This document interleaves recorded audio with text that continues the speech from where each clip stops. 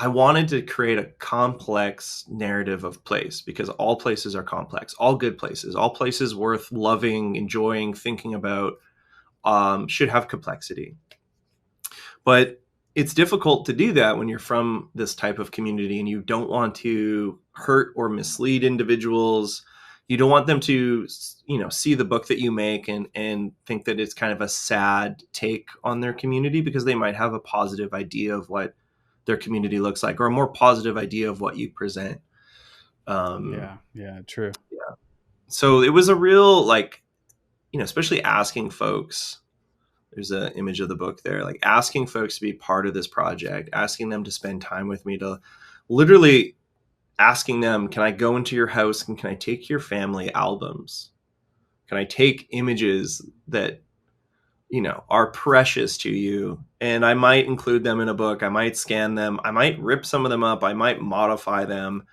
And everyone, because they knew me as someone from this community, they were happy to do that. But I guess before we kind of dig into that, we should probably go back a bit, right? And so we're talking about the lineage of this trilogy and how the first book, Out West, is about Western Canada. It's a big open space, but we're looking at very small communities of 1,000 or less.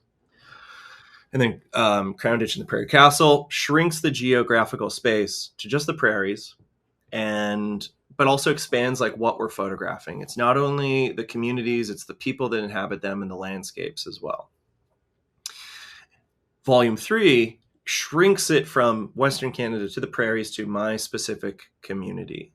And, it's a response to the other two books, where that kind of research, you are essentially doing a road trip to these communities. In the other two books, you're in there for a bit, you're photographing, you're trying to learn what these places are about, almost as like an amalgamation. Like you're essentially trying to make a stereotypical community, or you're trying to put together into the narrative the elements that make the typical community, is another way to kind of phrase it, right? But when that happens, is you're not really spending a lot of time in any one place.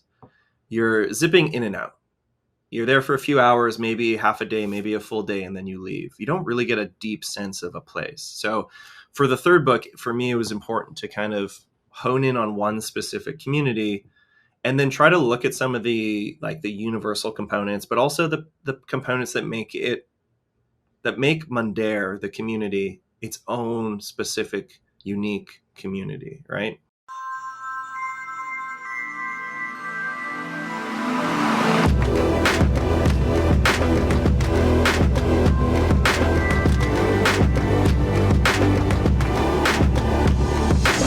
Welcome to the show, Kyler. Happy to be here. Glad to have you. I've been looking at your work. You suggested that we take a look at your trilogy, which I love anything that says trilogy. I love that name, or that style, like all the great movies, the trilogy of, And so to hear artwork that has, this is my trilogy, I was quite drawn to it. But the look you look, the perspective and what you're looking at and what you're portraying in your work is really, really interesting. And so I'm really excited to have you on today.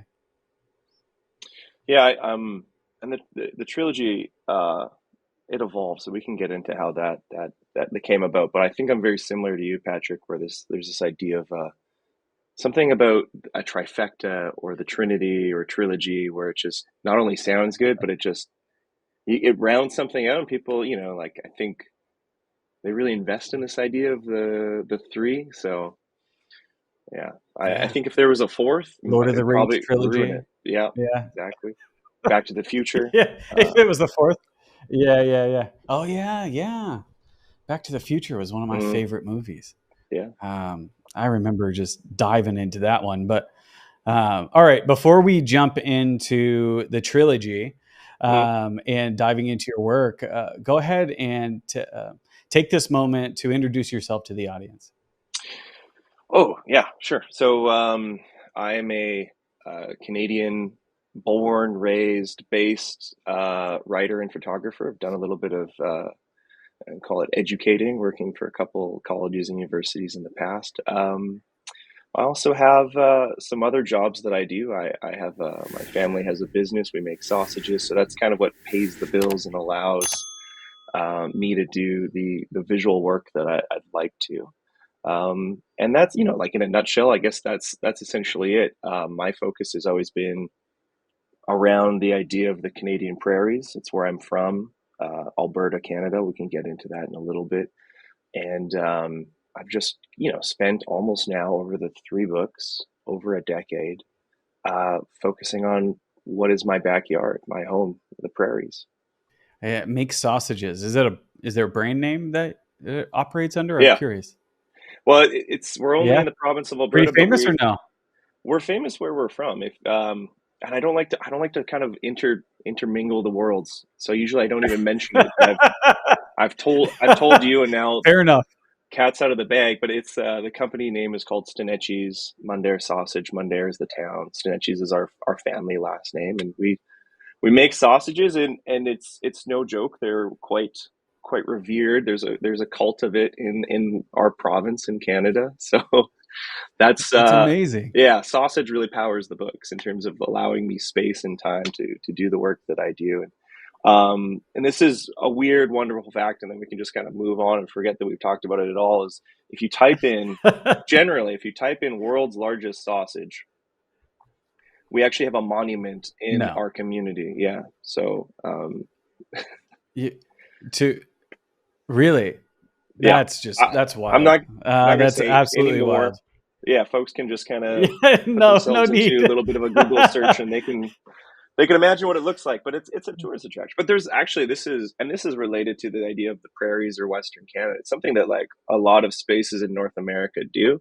This idea of a large, almost totemic object that brings in tourism, and we see it all over North America, right? Like even talking about Texas, Paris, Texas has an Eiffel Tower. There's another community in Saskatchewan, which is our neighboring province, called Montmartre, and that has an Eiffel Tower as well. So there's all these weird, quirky little objects that exist within North America. Our small town, which the third book is focusing on, has a giant sausage. That's not just in North America. Australia has this same Mm. kind of thing going on. I had a photographer on, and there was this very big, this large sheep or ram statue, and it was visited in Australia. And I was just like, that's so strange. But It's it bizarre. seems like that's yeah. But it's I'm not gonna lie, I would probably take a photo with it. I Yeah. probably would. Well, I mean, like I'm a even sucker for it, but it brings in the folks. The giant sheep will bring in the folk, herds them. yeah. What a sidebar! What a start! But that's interesting. So I'm, of course, being sausage, probably a ranching family. You grew up on a ranch, correct? Well, yeah, we so a lot of the sausage that we Do you have do, farm? my Is it dad a is good a mix? farmer, Or and my mom's side is the sausage, which is mainly pork. So they kind of we got to diversify. We keep the pools the separate, but yeah, I mean, I think we'll get into it. Miles will talk about it now. I'm born and raised farm kid, and I actually take a lot of pride in what I think that has done for me in terms of attributes and skills and qualities of my personality. Whether that's true to being on a farm or not, I don't know, because all I know is essentially farm life until I became old enough to leave. And but a lot of my work is based around this idea of like, yeah, what does it mean to be in rural spaces? What does it mean to see communities kind of shrink, change, disappear? Yeah, we'll get into it in a bit though. But yeah, farm raised, and I sometimes make that too much of my personality, I think, when I'm in urban spaces. no, I've had a couple of artists that actually talk about that, and Mm. coming from farm life, or coming from that particular, the rural parts of where they're from, and it feeds a lot of their work and what they end up making. And so I've had many conversations about that. And so I think, it does lead into the trilogy that we're about to go check out. But I'm always curious about those origins, because there's always a line that leads into what ends up becoming artwork. And so talk to me a little bit about how you came into photography. How did you, it's not one of the farm tools, So like, how did you end up Yeah. becoming a photographer? Yeah. There's no value for the camera on the farm, and you find that even in the albums, is there's no need or want generally to document. So a lot of farm families have Yeah. few photos in their family albums of what life is like. So um, this question's been posed to me a few times in the past and even recently, and I always for some reason have a hard time trying to dial in exactly how I became endeared to the idea of going around with a camera. So it started, I think, when I was about 14. This is like the advent of the digital camera, and we're talking 3.2 megapixels. And like, wow, that resolution, amazing. That was the Mind blowing. the initial mind-blowing apex of what technology is doing. And you had a memory card that can fit like 100 images. And so I went out and bought this digital camera. I was 14, and I would, when I was in high school, just would photograph my friends. And I've looked back at the photos. They're probably the most purest thing that I've done in terms of documentary, because they're complete shit, and they're just collecting the moments as we experience them. There's no artistic value to any of it. It's very much like police evidence. It's just point and shoot kind of, and that played itself out for a number of years. There was just something about like collecting and holding images or memories or documenting that just seemed very interesting to me. And then, my buddy and I, we'd spend Fridays after school, we'd drive around to old barnyards and old uh, farmhouses, and we'd just like kind of explore them, walk around, take photos, muck about. We did that during the day. We did that at night. We'd go to old schools in the middle of the night with like tiny little flashlights and stuff. And eventually got a digital SLR. Thought that was amazing. Realized that you can change settings. That there was something called aperture and shutter, and that's probably when I was 19 or 20. And I'm from a place called Edmonton. My small town is called Mundare. The largest city, what we call the city, is Edmonton, which is 45 minutes next to it. It's a city of over 1 million people, so it's sizable. But we're like Oilers. Alberta is called Oilers, oil, exactly, right. So we're called the Texas of the North sometimes.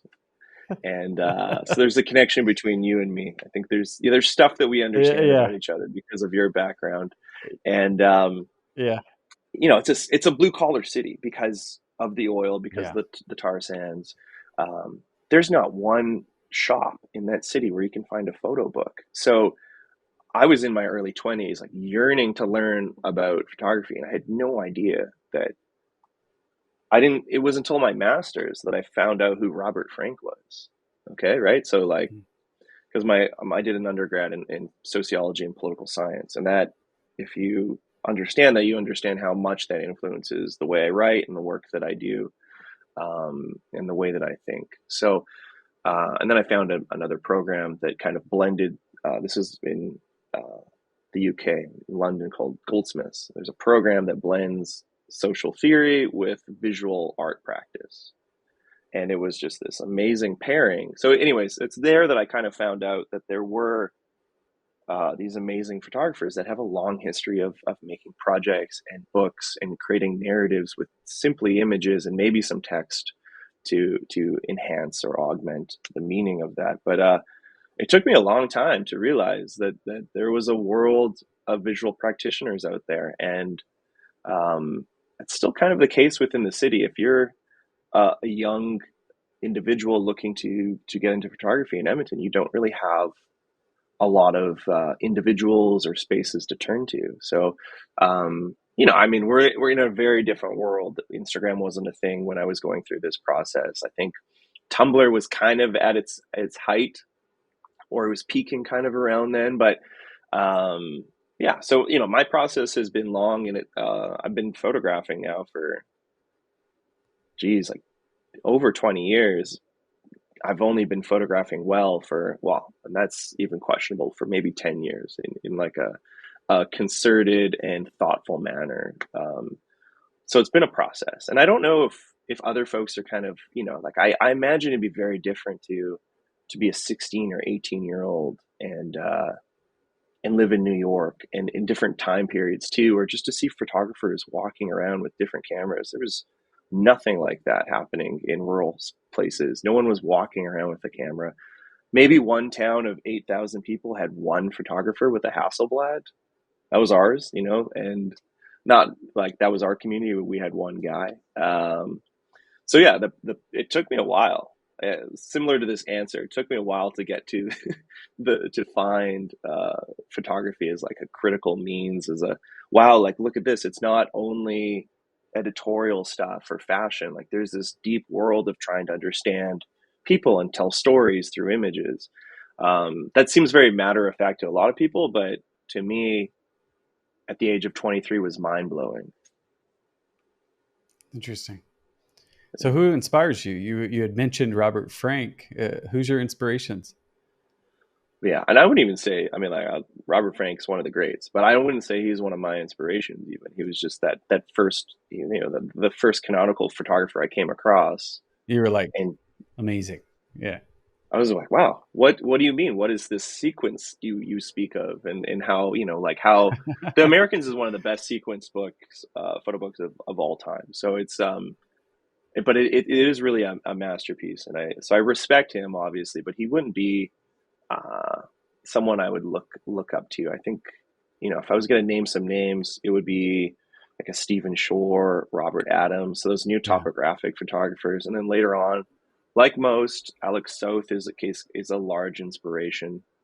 But I think maybe Robert Adams the most, because he has I don't know what his background is, but his ability to write is very strong. So I think he might also teach, or he might have been an English professor. He has the ability to photograph in a way that I really appreciate, but he also has such a lovely way of enhancing that work with his own writing. So that's just to name a few. There's so many more. Like if you can see behind, bit of a book collector, so I love to dig into the photo books, and getting them daily is amazing. I just got one yesterday from it's called From Yonder Wooded Hill by R.C.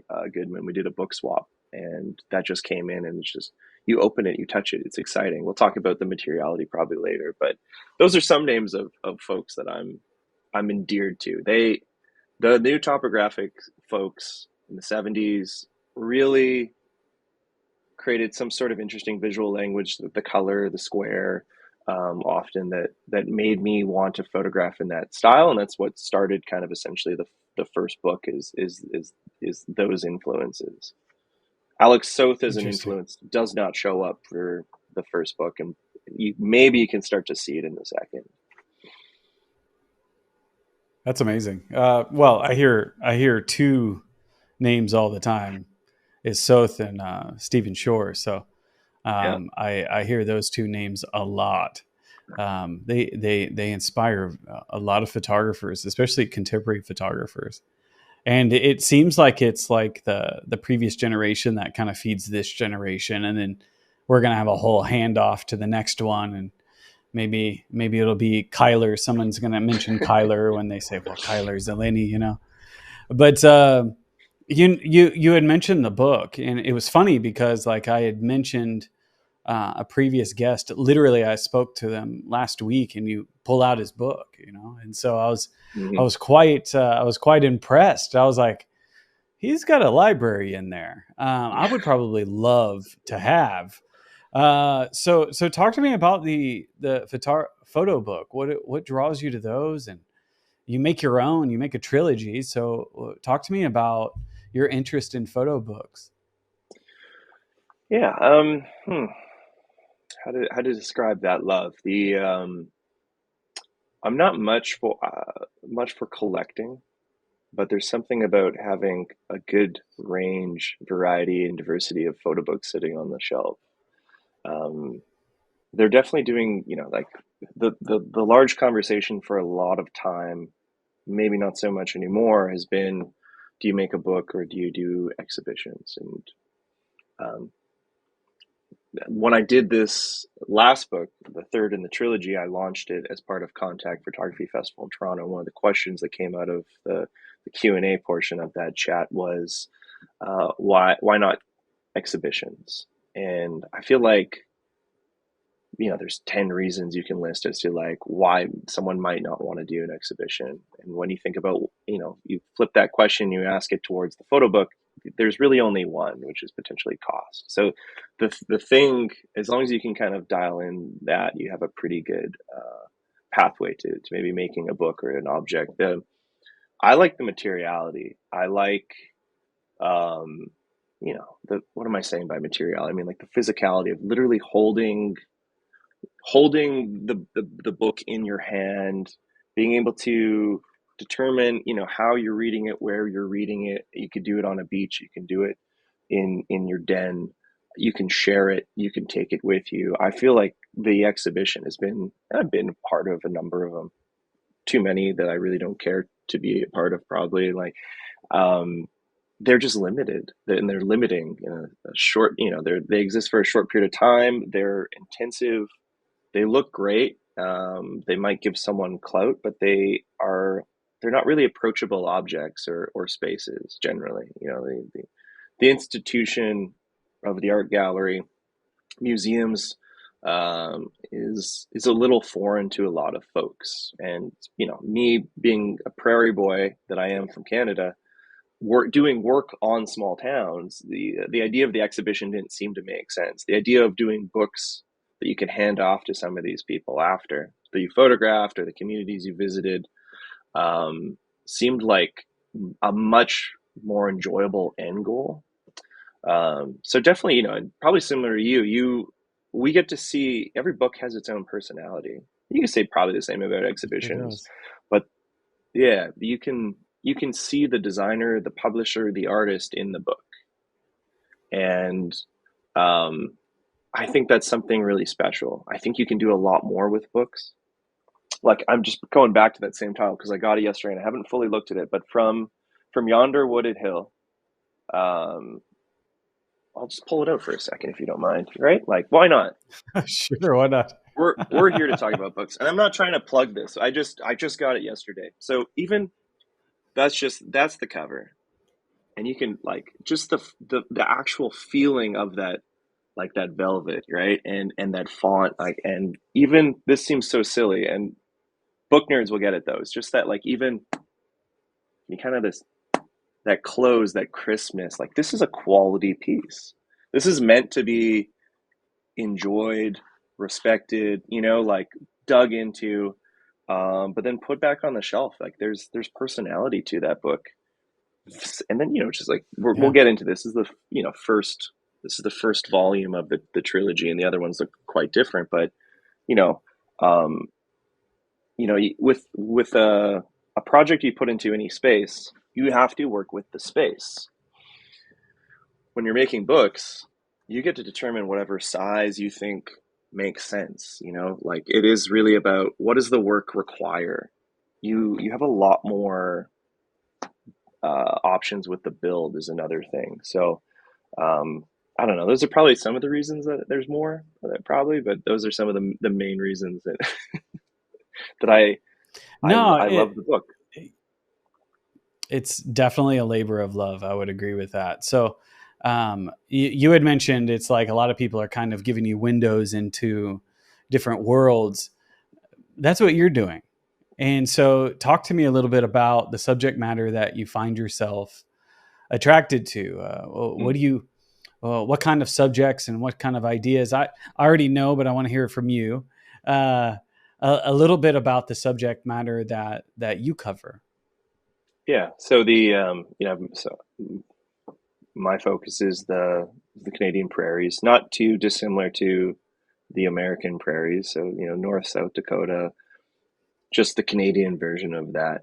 And a lot of the aesthetics seem quite similar, but I'm just interested in that space. There's, I don't know, maybe because I'm born and raised here, but it's a landscape that is, if someone was to draw, make an illustration of the prairies, all they have to do is take a piece of paper and just draw a line horizontally across, and that's essentially, you've captured it. That it's endearingly flat.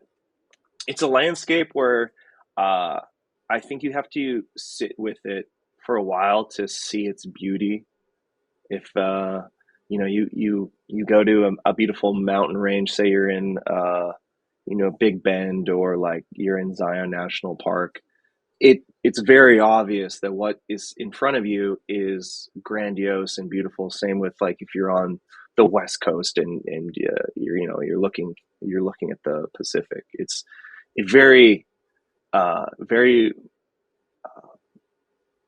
overwhelming almost, the beauty, but then you get to the prairies, and most folks are kind of like, that aren't from the prairies, are like, oh, this is incredibly boring and it's super flat. What am I looking at? But it's one of those landscapes that kind of takes work to understand because of how simple it is. The simplicity is actually what is there, what is the beauty. So there's like also like a bit of a running joke. There's a mountain man and a prairie man. They're standing, and they're looking at the mountains, and the mountain man says, "Isn't this a beautiful view?" And the prairie man says, "I think it's kind of blocking the view. I want to see the prairies. I want to see it's in the way of the landscape, of the beauty, of open space. So I mean, like, a little tangential, but it's interesting that, like, apparently some of the best sailors come from the prairies because of how flat and open it is. And actually, during harvest, when the Yeah. crops and the wheat are swaying back and forth, it actually mirrors the waves. So there is a weird comfortability, or like relationship, between these two very different geographical spaces. So I still do have a hard time, like, trying to pinpoint, going back to your initial question, is like, why am I photographing? Why am I focusing on the prairies? And I guess, like, maybe one answer is that it's just what I know, and it's always best to kind of, this is an old Jamaican saying, but dance in your backyard first, has been what I've been essentially doing over the last decade. We have also, like, in photojournalism, documentary practice, we have this long history of trying to go somewhere else and make work, but home is a really good place to start. And sometimes you never need to leave, and even sometimes when you leave, you want to come back, and there's a space to make work. It's a space you understand because of how much time you spent in it, and then potentially, because of that, you're able to share your specific view or your narrative with other folks within that space. Outside of it, doesn't matter. Like, globally, the book can move anywhere, which is, the project can move anywhere, your ideas can move anywhere. So, I mean, one of the things that I've identified, and this is because the last book comes out of my doctoral work, is that the prairies don't have a lot of voices either. We don't have a lot of image makers. We don't have a lot of books that are made about our space. So I think that was kind of an easy draw. There was almost a vacuum in terms of my understanding of this place. I have a real love and respect for it that kind of drew me back. And then also understanding that really no one is making work on the prairies. No one's really. It's me and this other fella who really hasn't been making strong work since, like, the 1990s. The stuff he was doing in the 1990s was amazing. One of his books is called Prairie Gothic. His name is George Weber. Is an absolute masterpiece, and a book that way more people should know about, but who cares about the Canadian prairies? So that's probably partly why it hasn't been discovered outside. And he's still doing some work now, but he's a little bit, I'd say, probably kind of semi-retired. But there's no one else. There's no one else in this giant area the size of Germany or France that is making work in a documentary fashion Yeah. and trying to put towards books. So like, it's a big claim, but that's kind of the reality of it. So that's why I Yeah, guess I it's focused on the prairies. well, when you think of prairies, a lot of your pop culture references is Dorothy, and Mm, Wizard of Oz, the yeah. the prairie out there, tornado country.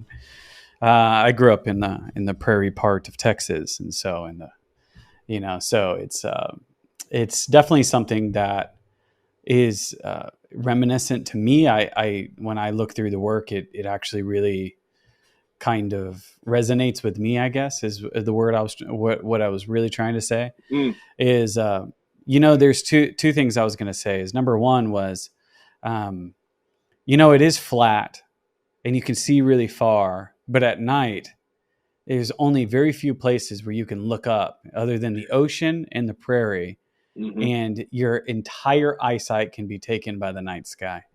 Yeah. And when you have no lights out there and you get to see the Milky Way, you just have kind of an experience that is unlike anything else. And so it's quite interesting. But I'm kind of curious. It's like about your evolution about it, and there's a lot of people that actually, you were saying that, like, start in your backyard or dance in your backyard, that Jamaican saying that you were referencing. There's a lot of people that find it really, really hard. I think I just got into a conversation with somebody, the last conversation I had, where it's almost like when you're in a place, it becomes so familiar, it becomes invisible. Mm, You know what I mean? hmm. It's like they don't even notice the things that are still standing in front of them, and they kind of disappear. Yeah. And so Hmm. often people have to leave in order to see things anew. And I think that is different for you. And I think there's something about that makes you and your work quite interesting. You're able to get beyond the invisibility of familiarity. And Yeah. is it just a genuine curiosity? What drives that, like, Mm. curiosity? I'm I might actually say I'm not too understanding where you different. come from. Yeah. I Yeah, think like, I'm more similar to those photographers you're kind of making mention of, where they find it hard to work in their backyard. I mean, uh, I should probably be a little critical of myself here, because the first book is about Western Canada. So I'm talking about dancing in my backyard, which is, the size of a country. And then things start to shrink. So it does, I mean, it takes me 10 years to literally go and back to my small town to publish a book, because I've been working on this thing for 8 years. But everything you're saying is stuff that I've experienced as I was trying to finish this third book, that we'll talk about later, called, Bury Me in the Back 40. It you you come back to a place very well. Maybe you have friends and family still there. It's hard to pick up a camera and try to see that space, right? It is. It helped because I was living, for a lot of me shooting it, working on it, I was living in Toronto. So that back and forth, I was able to return, felt fresh. But there's always this battle where, you know, it, do I want to go out and photograph, or should I maybe just sit on the couch and watch a TV show or something at my parents' house? Because that's what I am used to doing, right? When I was in that space, or should I just go visit with some folks? So it was, that final book in the trilogy took a lot of work, because it was very much like absolutely my backyard, and it took a lot of work because it was just difficult to go out and shoot because of how familiar the space was. The whole trilogy mm, started because I went to the UK, and the program that I was doing there at Goldsmiths, the University of London, was called Photography and Urban Cultures. So I'm trained as like an urbanist, looking at space, place theory, but applying that to rural spaces. So when I was there and everyone was doing projects about urban spaces, I just felt so drawn to go back. So I think I've always had a love for that space. But it is also like similar to those other photographers you're kind of mentioning, is that being away gives clarity and allows you to kind of come back, with a new set of eyes. This idea of a return is very, it's a common trope for journey, right? Is this idea of returning anew or returning changed with a new view of your initial starting point. I think that's really important for the trilogy, but I think it's important for a lot of people, and I think it's like a beautiful trope because it's quite universal as well. It doesn't need to only apply to photography. I think film and cinema, literary works, all kind of are doing it. Yeah, you're talking about the hero's journey, and that is something that I it's the way to tell stories, and they go through some kind of trial out on the road. They overcome some major thing, whether it's internal or external, and then they always return with this new found way, and they share that with the world, whether that be through their art or through teaching or becoming a leader or whatever. And it's quite interesting. I also think Adam Sandler movies also follow that same. They're all almost identical. They have that same flawed hero's journey. I don't know why I just went right to an Adam Sandler's movie. But yeah, it's interesting. So this gives us an opportunity on that note, as I completely derail the conversation. We can jump right into that first book of the trilogy. Do you want to go ahead and share your screen now? Yeah, sure. I think okay. Adam Sandler is a great transition. So yeah, sure. So just a starting image is just some of the books that I've done. So we see in this image the initial Out West with the car cover, and we see the Crown, Ditch, and the Prairie Castle, and then there's this one called Found Polaroids, but that's its own kind of project, and maybe we touch on it. I love those, by the way. Oh, the Found Polaroids. I flipped through those on your webpage. Yeah, of course. Like your Polaroids. And then the found ones, I just was so drawn to those. There's just something about a Polaroid to me. Oh, but I won't stop you here because you're going to jump us into your trilogy. Yeah, maybe we can talk about that. If we start talking about Polaroids, it's its own thing. We'll be here a while. But yeah. Well, maybe I'll have you on again. Yeah. I'd welcome it. I mean, Polaroids, there's so much history to it. I'm going to stop myself. So, I think most trilogies, we'll just maybe flip to this. These are the three books. So Out West, Crown, Ditch, and the Prairie Castle, and Bury Me in the Back 40. And just like kind of outlaying the years that it kind of took to work on the books. As we progress in the trilogy, the books themselves become more complex. They take more time to work on, and definitely become more like the build becomes larger and larger every time, and bigger is not always better, but that seems to be what is kind of playing itself out here. I've already got ideas for the next book, the next project, and I want to go back to kind of a smaller size that's kind of similar to the first book, which is Out West, which is something you could very much just sit in bed with. A lot of photo books you kind of need to pull out on a table, sit with. Out West is a book with something that was very, it was often described as it being like intimate, and I really kind of appreciated that. We were trying to do that as well, the Velvet Cell and I. So, but yeah, bigger is not always better, and so it starts with the first book, Out West. And I think like most trilogies, you don't know it's going to be a trilogy until later on. In the same way that the first book, you don't know it's going to be a book until later on, like after you start working on it. This was Out West came out of essentially my master's thesis, and at least half of it, and then I shot more after. And I was it was just the course leader who was like, you should keep working on this, and it should be a book. If his feedback was this is C+ work, maybe you should just make sausage. Then, maybe the book doesn't happen and maybe the trilogy doesn't happen, right? So there is this evolution I'm that's glad he didn't occurring. say that. I am too, because I like the work. So. Yeah. But there's the I don't know. I evolution do of, like sausage, so you can do both, right? I'm just you can, yeah, that's the goal. Do it I'm all, just do kidding. everything. Yeah. So All right. I won't derail you anymore. Go on. no, the derailing, keep interrupting. I love, and feel free to heckle more too. You can call me a hack if you want at any point. No. I'm quite taken by your work, so I'm very curious That's, where it comes from and how it came to be. So me too. I don't know where it comes from, but no, I partly do. But so yeah. Anyways, the first book is the first book.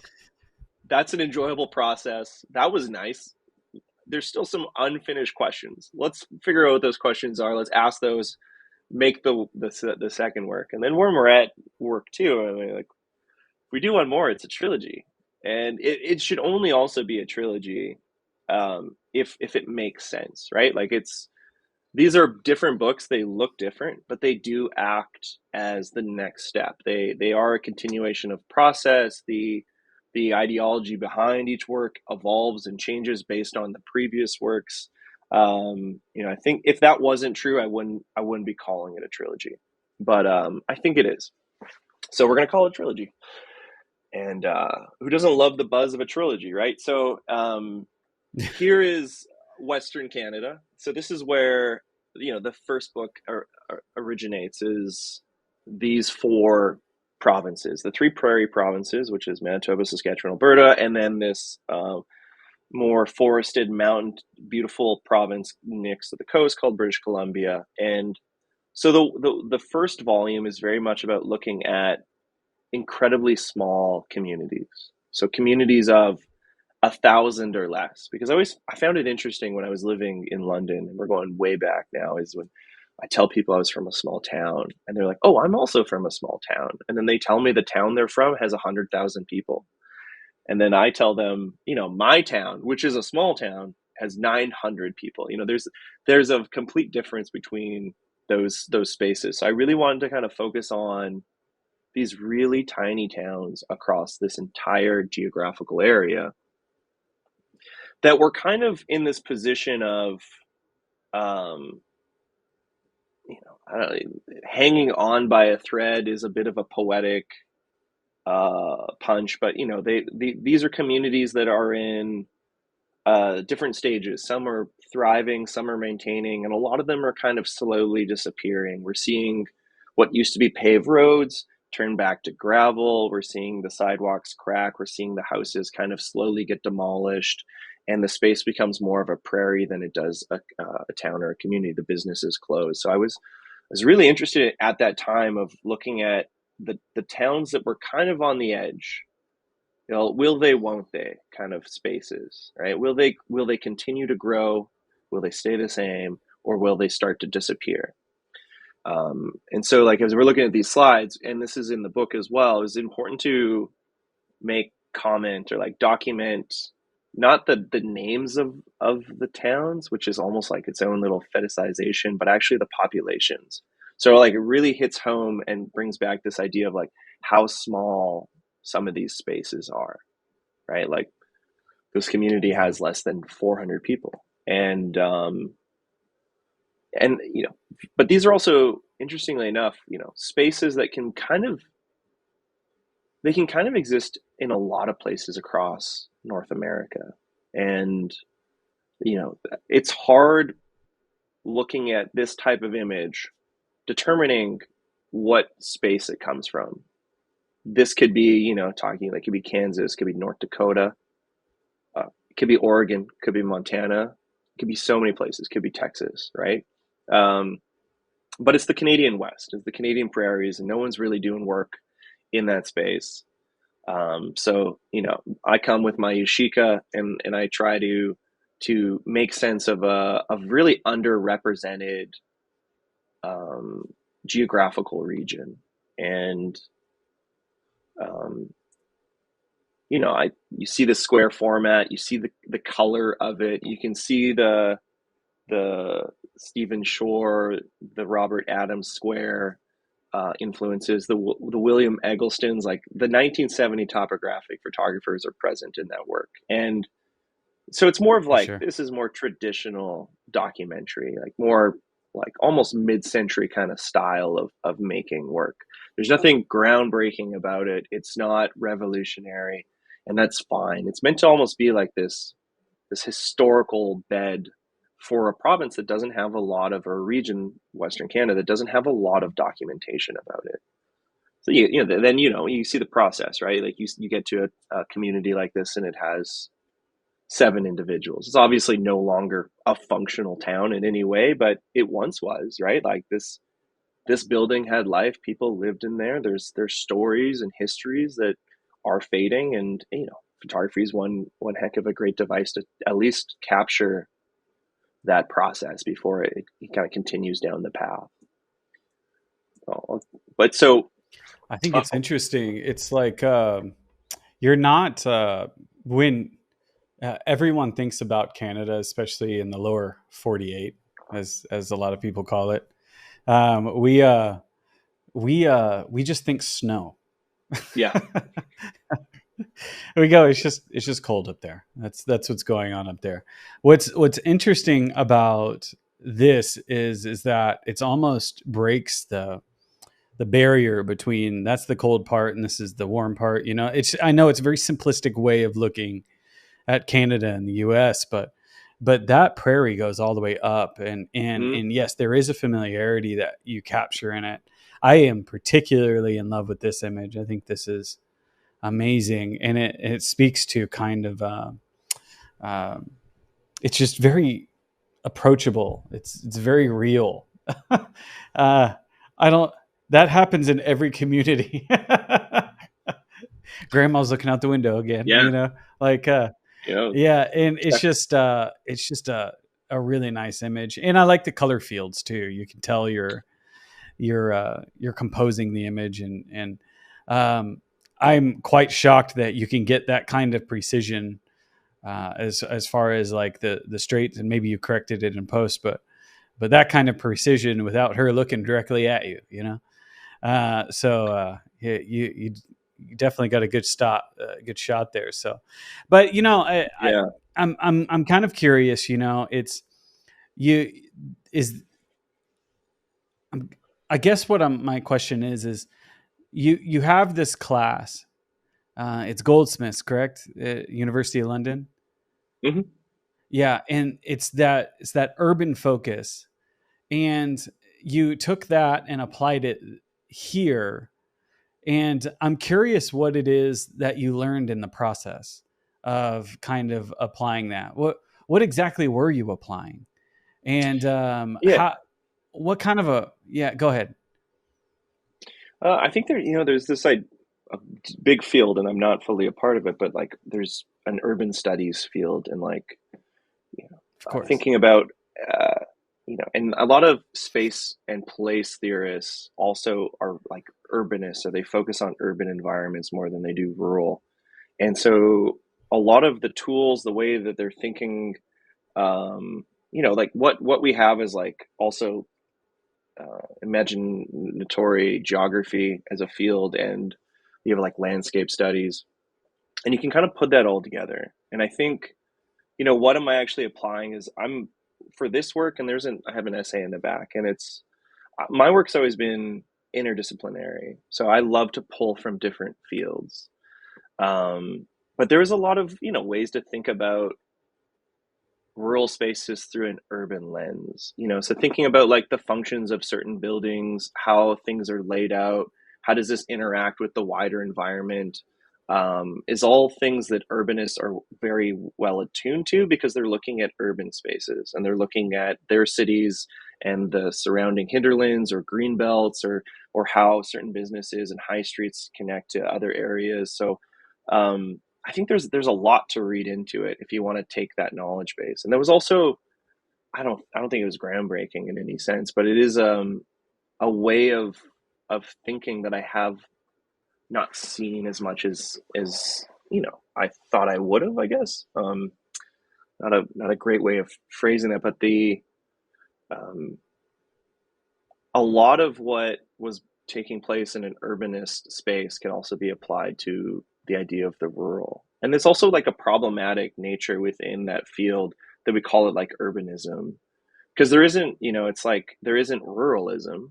There's just like an urbanism. And it actually, like a lot of the theories, ideas that apply to urbanism can apply to rural spaces, but people, like these are forgotten spaces. These are afterthought regions. The idea of the rural is always kind of placed in a tertiary or like secondary position where it's like, it's not a city, so it's not as important. But, through a Mm. number of reasons, the history of Western Canada is really based on small towns and small towns thriving. And like history of actually most civilizations throughout time is based around smaller centers feeding a larger center. So that we see that in Western Canada. But now, like, even thinking through like agriculture and food security, how important are small towns? You know, like food security is a really important thing for me in the last few years, ever since like COVID occurred and we started seeing some of our processes break down. For instance, like a large butcher plant that has 1,000 workers gets closed because there's COVID cases. Well, what does that happen to your food system? Because you don't have a diverse food system, because you don't have a lot of these small towns producing a lot of the food individually. It all kind of funnels into something. That's a whole side point. But No, I it's mean, actually very relevant. it's Well, and it's yeah, really interesting because what I know about that kind of approach, and I was hoping you would kind of jump into that, was the research that goes into it. A lot of people are really kind of diving into the history of a place and diving deeper into it to understand what it is that they're photographing. Especially when you're doing it yeah, for educational purposes, they really kind of drive home that research element. And I look at these numbers, and I think I have 99 people in my building. You know what I mean? Like here in Paris. So yeah, just to imagine that's a town. I'm like, that's absolutely nuts. But you also have a close connection to these places. This is very much where you're from, and what you've been calling many times in this podcast, your home.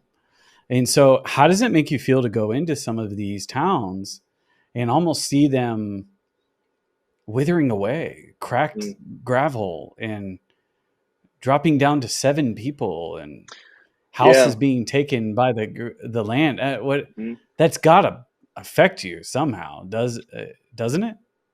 Well, so talking about home, and you're absolutely correct that the prairies are, it's a physical home, but more importantly, it's my spiritual home. So it's where I feel the most me is on the farm.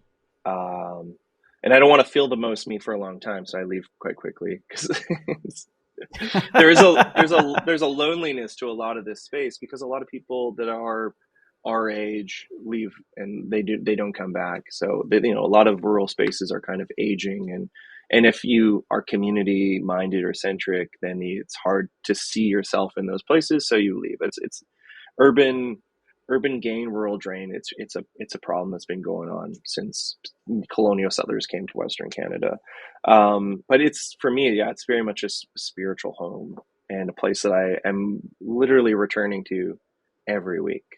Um, and talking about history, it's like some of this work is driven uh, by some ideas of like oral history, of recording history.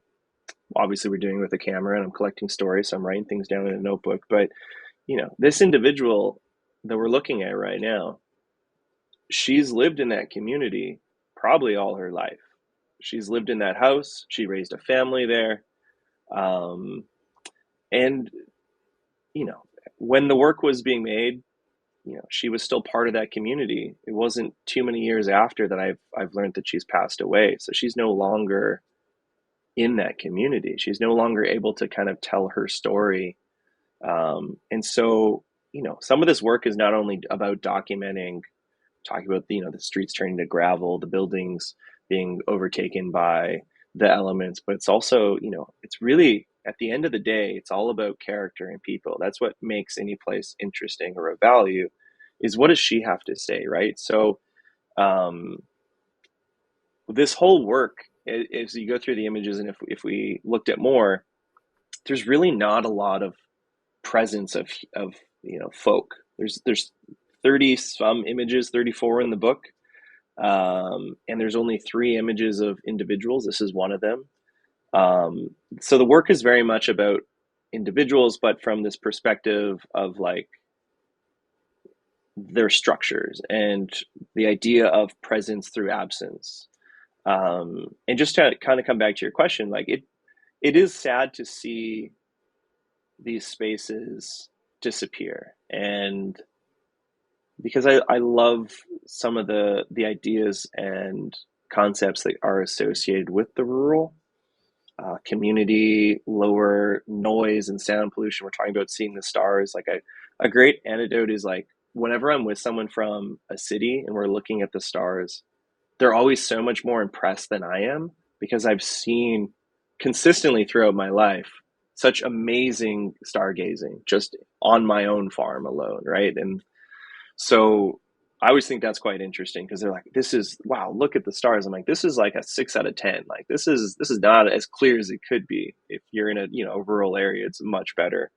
So, I think I'm also like, when I'm doing this work, putting on my academic / documentary hat and understanding that there is nothing that I can do except for document these spaces, and knowing that their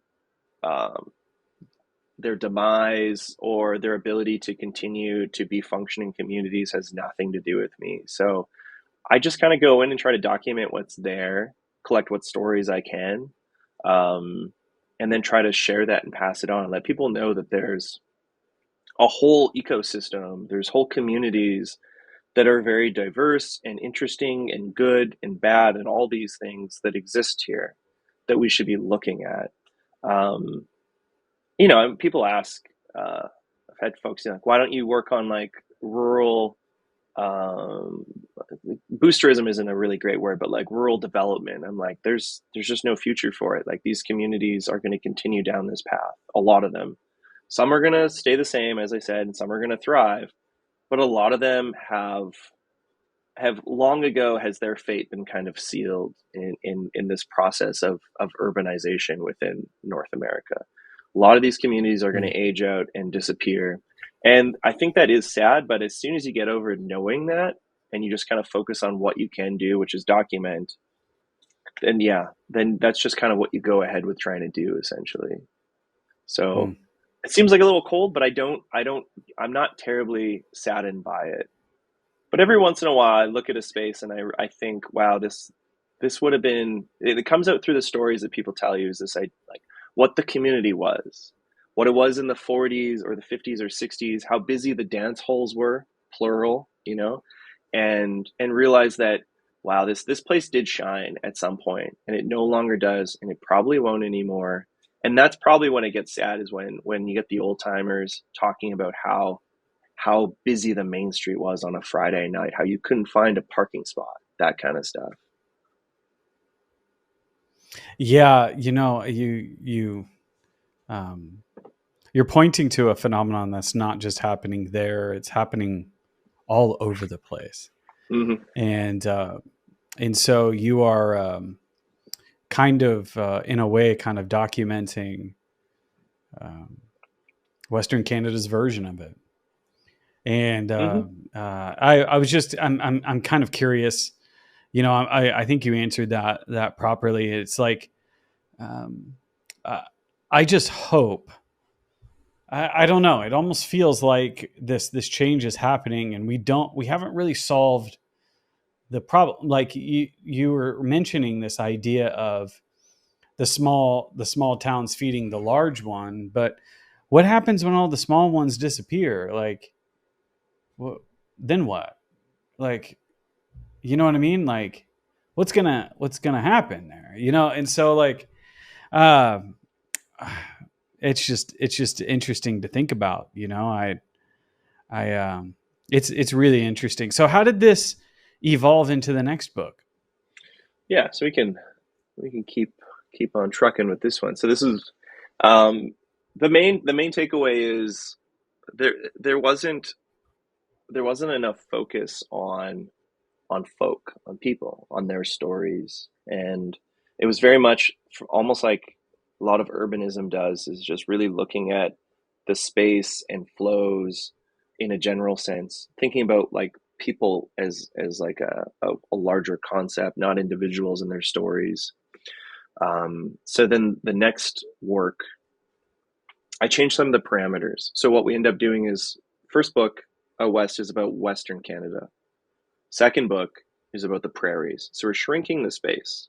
The geographical space is now closing because we get to kick out all the northern parts of all those prairie provinces because they're all treed. We get to forget about British Columbia in its entirety, and we're really just focusing on the bottom half of those prairie provinces. But while doing that, I expand the scope in the sense that not only are we looking at the towns, we're looking at the environs, the landscapes outside of the towns, and we're going to really start focusing on people and their stories and trying to understand the characters that make a place breathe, because I think that's what's missing from the previous book. So I'm still looking at towns, but I'm not also confined to towns that are 1,000 and less. Now it's 10,000, which is a decent marker from a statistical point of view as to why. Like that's still a small town. That still functions as a small town. Those communities are still, battling their way through this idea of continued progress and prosperity. They still want to exist. They want to thrive and flourish. And there's somewhere in the spaces that they are and some aren't, right? So, but mainly the work becomes a focus on all three of these elements: the landscape, the built environment, and the people that live on both and really kind of make each sing, that give meaning to both. Landscape has no meaning, towns have no meaning without the individual. And so the focus becomes, all three kind of components. And still... Was that an Albertsons? Yes. That an Albertsons? Yeah. So oh my gosh, I haven't seen one of those in years. Yeah. So I thought they all closed down. Oh, they still exist and there's, I don't directly talk about it, but it's easy to find in the book itself, but I don't make it overt. I'm actually also taking, through this project, I'm taking American space and I'm utilizing it as well. Okay. I'm actually essentially stealing it. And so there's a real, I think, a good reason for doing it. So we're here, we might as well dive into it. I don't think I've actually talked about it before. But if you look in the back of Crown Ditch and the Prairie Castle, this image will say it's from Montana. So I'm not completely obscuring or hiding this fact. But we have a long history in Canada of U.S. Film companies coming to use our geographical spaces to represent American environs in film. Long history, like tons of films have been shot on the Canadian prairies or the Canadian Rockies that are supposed to represent American spaces. So my inclusion of images from Montana as well is a little cheeky point of this idea of trying to steal back American spaces for usage in a Canadian narrative, if that makes sense to you. There's so much. There's not really too much difference between the two communities. There really just isn't a border. I mean, if at least on that border, hardly a border too. Yeah. The people from Montana also, I would say, I'd make the argument, and I've mentioned this to folks in Montana, and they do agree. I think they see themselves as being more akin to Albertans than people in DC, for instance, or someone on the East Coast or in the far South. So yeah, for sure. But I do like this idea of trying to appropriate back a space because we've been appropriated by American hegemonic culture. So you are seeing an Albertsons, and they still, I believe, exist in Montana. This photo is from a few years ago. This is a fellow named Fox, Mr. Fox. but yeah, so like, looking once again kind of at Canadian space, changing the format a little bit. We're still in color, but now we're using a Pentax 6.7, photographing grain elevators. So the title of the book is Crown Ditch and the Prairie Castle. It gets a little bit more poetic than volume 1, which is just out west. So the Prairie Castle, it's probably worth kind of pausing on and talking about quickly, is a grain elevator, also known as prairie cathedrals, was another way that they've been described. And a lot of architects would come across these structures and they actually really revered them. They had a real respect for this object. It was often the first thing that you would see when you were coming up to town. Kids would play a game. My cousins would do this. First one to spot the grain elevator as you come into Mundare wins, that kind of stuff. Yeah, so they're called also prairie castles. The Crown Ditch perspective comes from a Montana bar. So the image on the right is from Montana. The one on the left is from Alberta.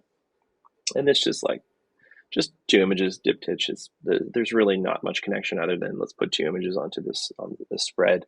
But the one on the right, if folks aren't too familiar, and there's a Canadian-based photographer who actually just released a book about this. The entire book is about these crosses.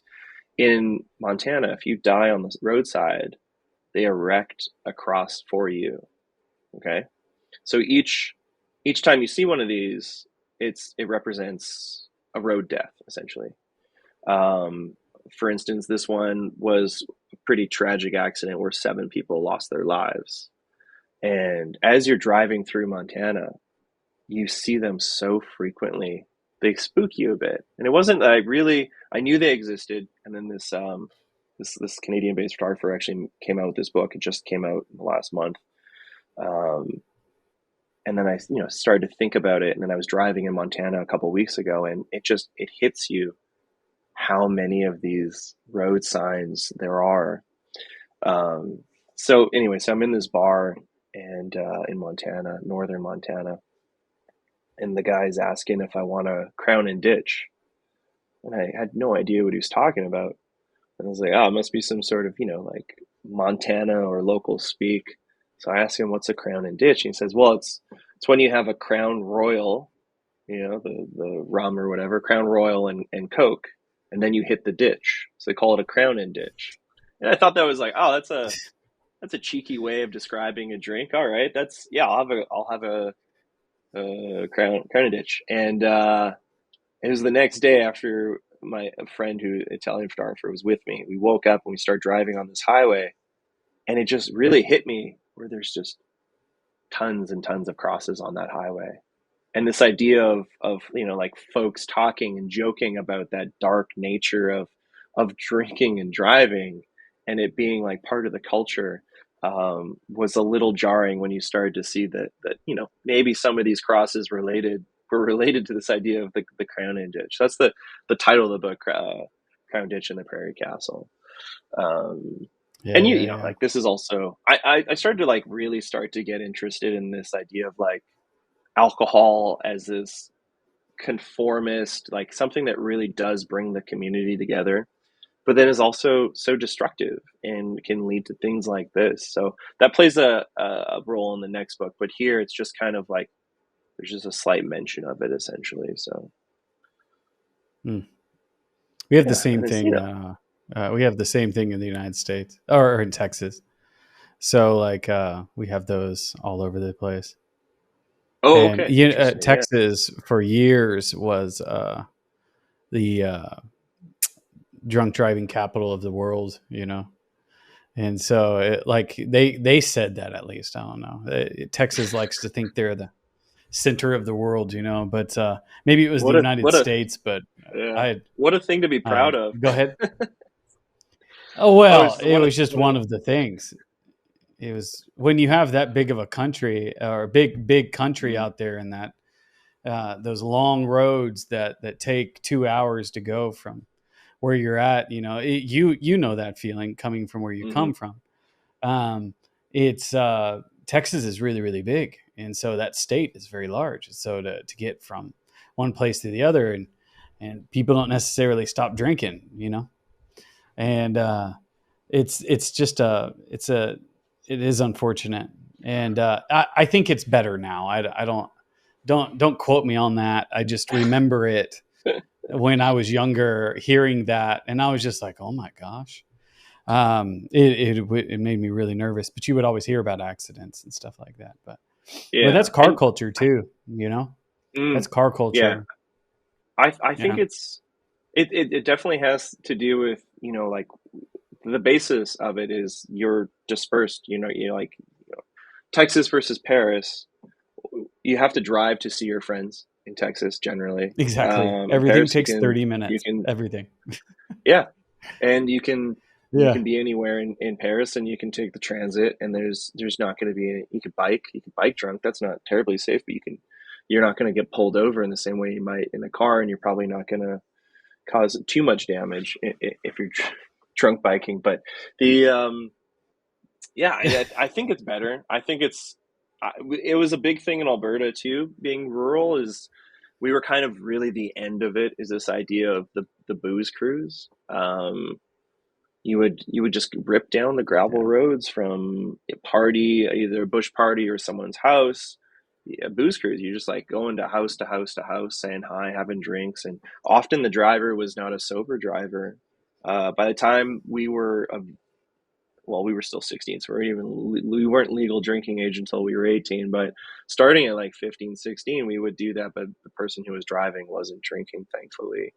But I think I mentioned in the essay of the third book, is I've got more than one cousin that has gotten a DUI, driving under the influence. It's still something that happens, and kind of blows my mind that it does, because it's just, there's so many indications of how bad it is. There's so many, and Montana, with the Crown Ditch is a great example. Same within Texas, is of like, we have these road signs pretty frequently that are telling you this is dangerous. You probably shouldn't do this under the influence of alcohol, right? So, yeah. But yeah, there's still some old timers that will it's a part have some of drinks it. and take some.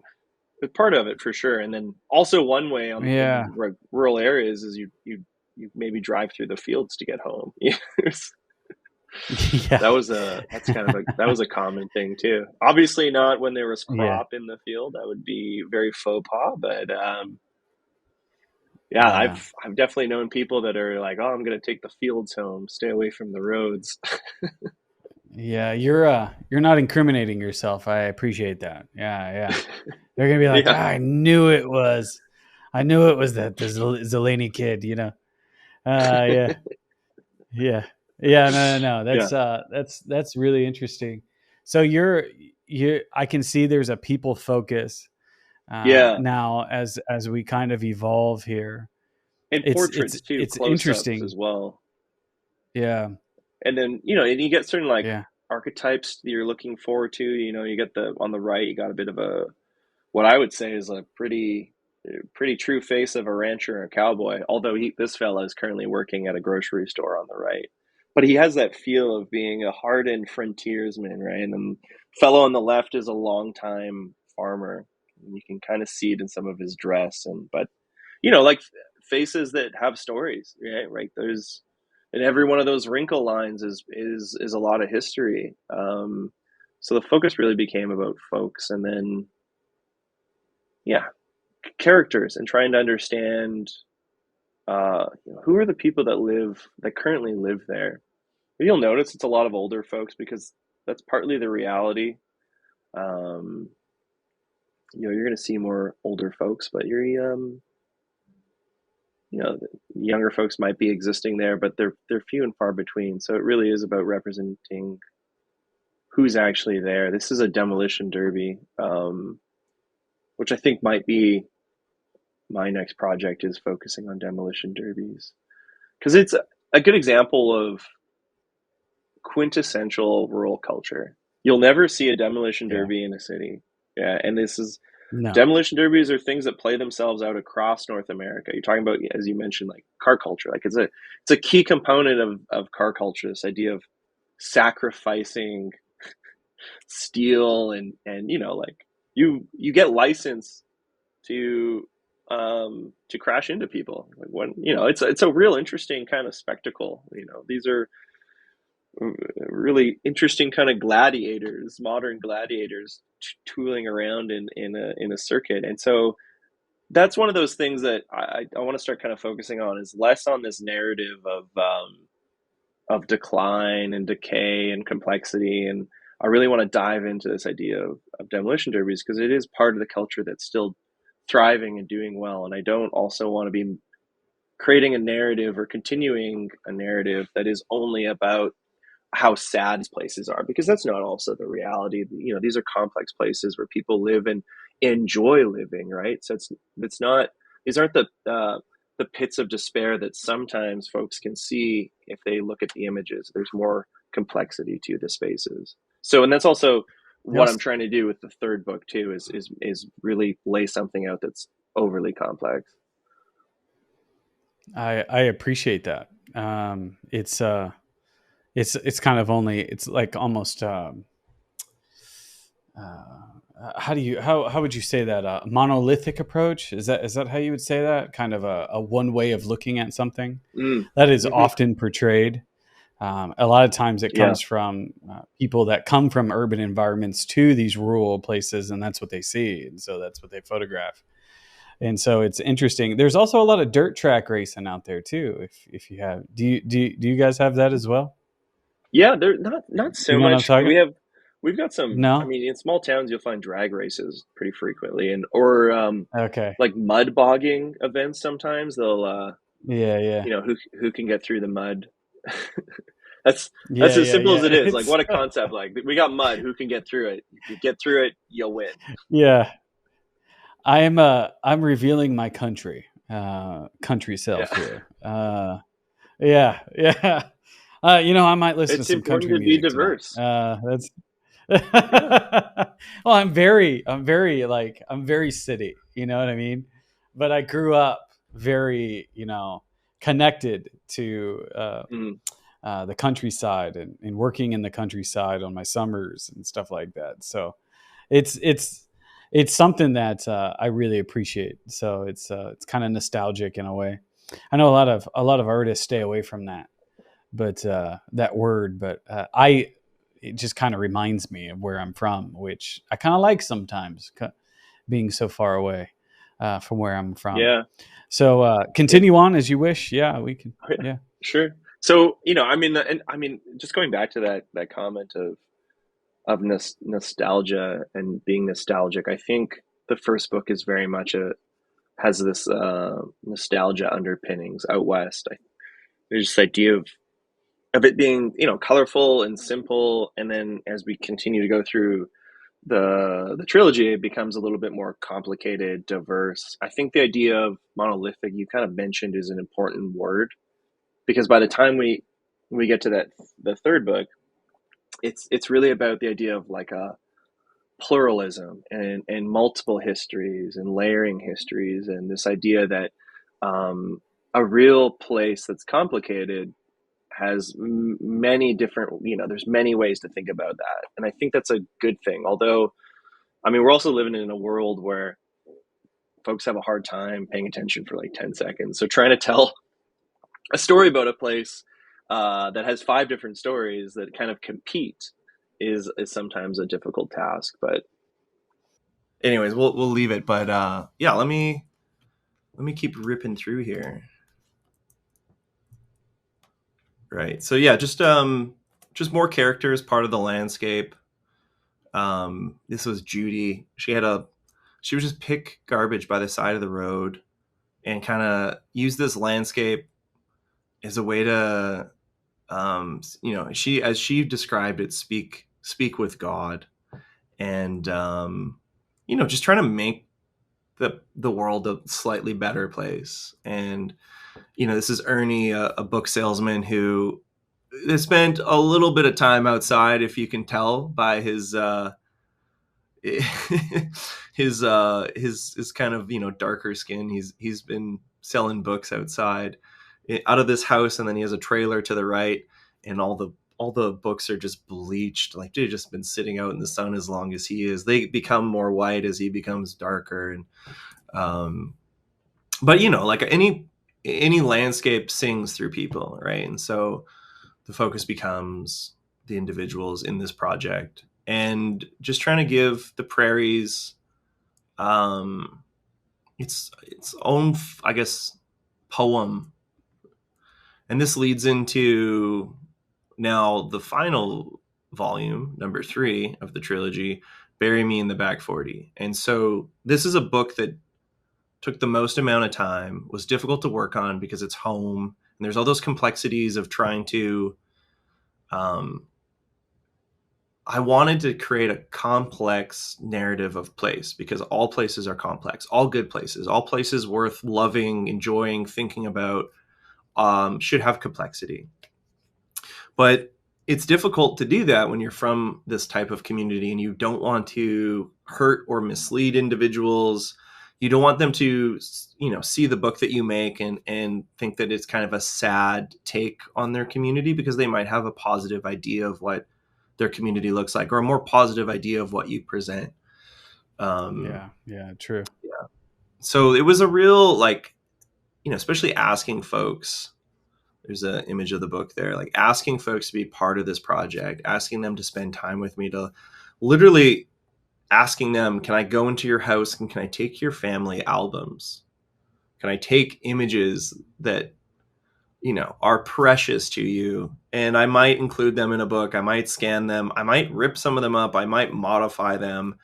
And everyone, because they knew me as someone from this community, they were happy to do that. But I guess before we kind of dig into that, we should probably go back a bit, right? And so we're talking about the lineage of this trilogy and how the first book, Out West, is about Western Canada. It's a big open space, but we're looking at very small communities of 1,000 or less.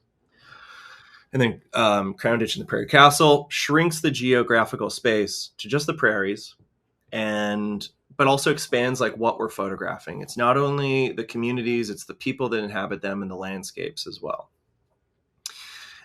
Volume 3 shrinks it from Western Canada to the prairies to my specific community. And it's a response to the other 2 books, where that kind of research, you are essentially doing a road trip to these communities. In the other 2 books, you're in there for a bit, you're photographing, you're trying to learn what these places are about, almost as an amalgamation. You're essentially trying to make a stereotypical community, or you're trying to put together into the narrative the elements that make the typical community, is another way to kind of phrase it. Right. But when that happens is you're not really spending a lot of time in any one place. You're zipping in and out. You're there for a few hours, maybe half a day, maybe a full day, and then you leave. You don't really get a deep sense of a place. So for the third book, for me, it was important to kind of hone in on one specific community, and then try to look at some of the the universal components, but also the components that make Mundare, the community, its own specific, unique community, right? So we really shrink the geographical space.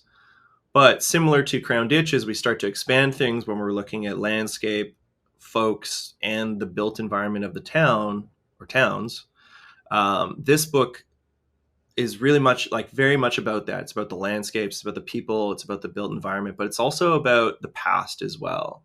And having the idea of the past be in conversation with the present.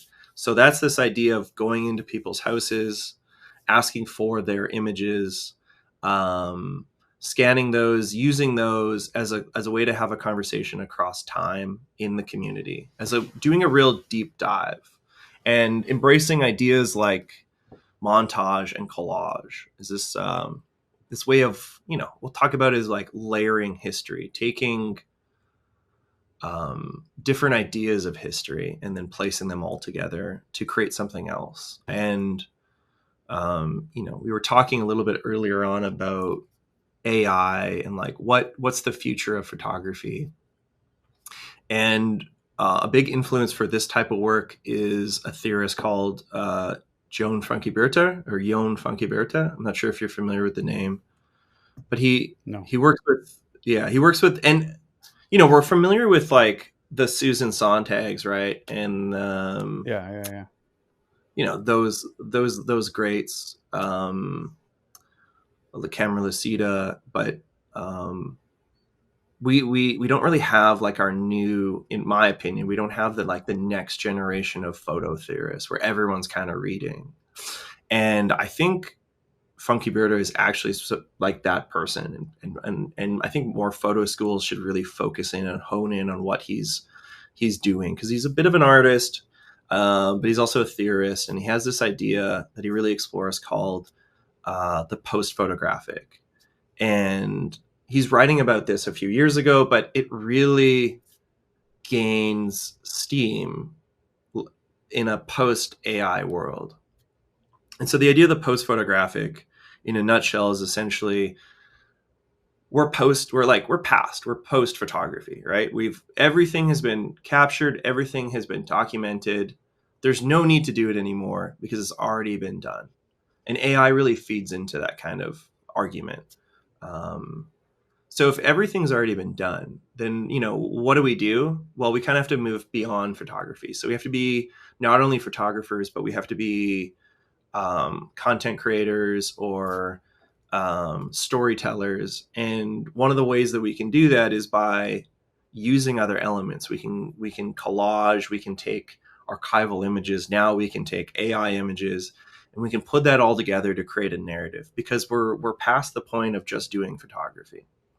I probably butchered some of that, but he has a couple books, and they're definitely worth looking into. And anyone who wants to read photo theory and understand what photo theory means in the 21st century should be looking at the idea of post photography. So this work is very influenced by the idea of post photography, and this idea that we're no longer just photographers. The idea of doing just photography seems kind of limiting, and it's maybe not the best way to be thinking about ourselves as, I don't know, you want to call yourself a creator or storyteller or an artist. I prefer just the word storytelling. So I think that's what we should be, and that's the book is a great model for the idea of storytelling. And so, yeah, this whole trilogy kind of leads me back to where I grew up. So the focus is Mundare, and what we're seeing here in the background too, these are actually just like spreads from the book here. These images are placed against text, and this text comes from the actual history book that was made in 1980, which was Alberta's 75th anniversary. So there was all this excitement and money, and every small town did this because there was funding from the provincial government. Is they were able to make a history book that documented all the amazing things the community has done, all the institutions, all the family histories. And it's a 600-page book, and every community across Alberta, and I believe also in Saskatchewan, the neighboring province, had one of these, and they became they got printed once and that was it. So they become like kind of coveted. And they're hard to find, but once you find them. So what I found interesting about this history book is it was very much like, there was some like rawness to it, but it was a history book that was meant to be shared, as opposed to history sometimes that folks from a community might tell you that is not meant to be shared, if you understand the distinction. So this idea of like, I do. What was making it into this book was what we wanted to tell people about. But what I was interested in is this idea of like, what are the things that the outsider isn't allowed to know, that only an insider would? Someone who has spent a significant amount of time in this community. Like, what are the stories that are told over rye and cokes at the local bar, or on late night at the curling rink over a couple brews? Like, what are the stories that come out? Because a lot of stuff is not in this book. Some of the recent house fires where there's bodies in the houses, and like suicides and drug addiction. Like none of that is in that space, and it does exist within the community. And I just thought that it was worth trying to do something that was complex. And the book becomes almost like its own little love letter to the community from me. I call it an anthology of small town living. And it's meant to be a layering, right? It's meant to be a plural or pluralistic history. It's meant to show the good and bad of any complex place. And I think that's like when you love something, it doesn't matter that it's not totally good or bad. It's the amalgam of all the things that it is that make you love it. It's like a family member, or it's like you have to love them because they're your family.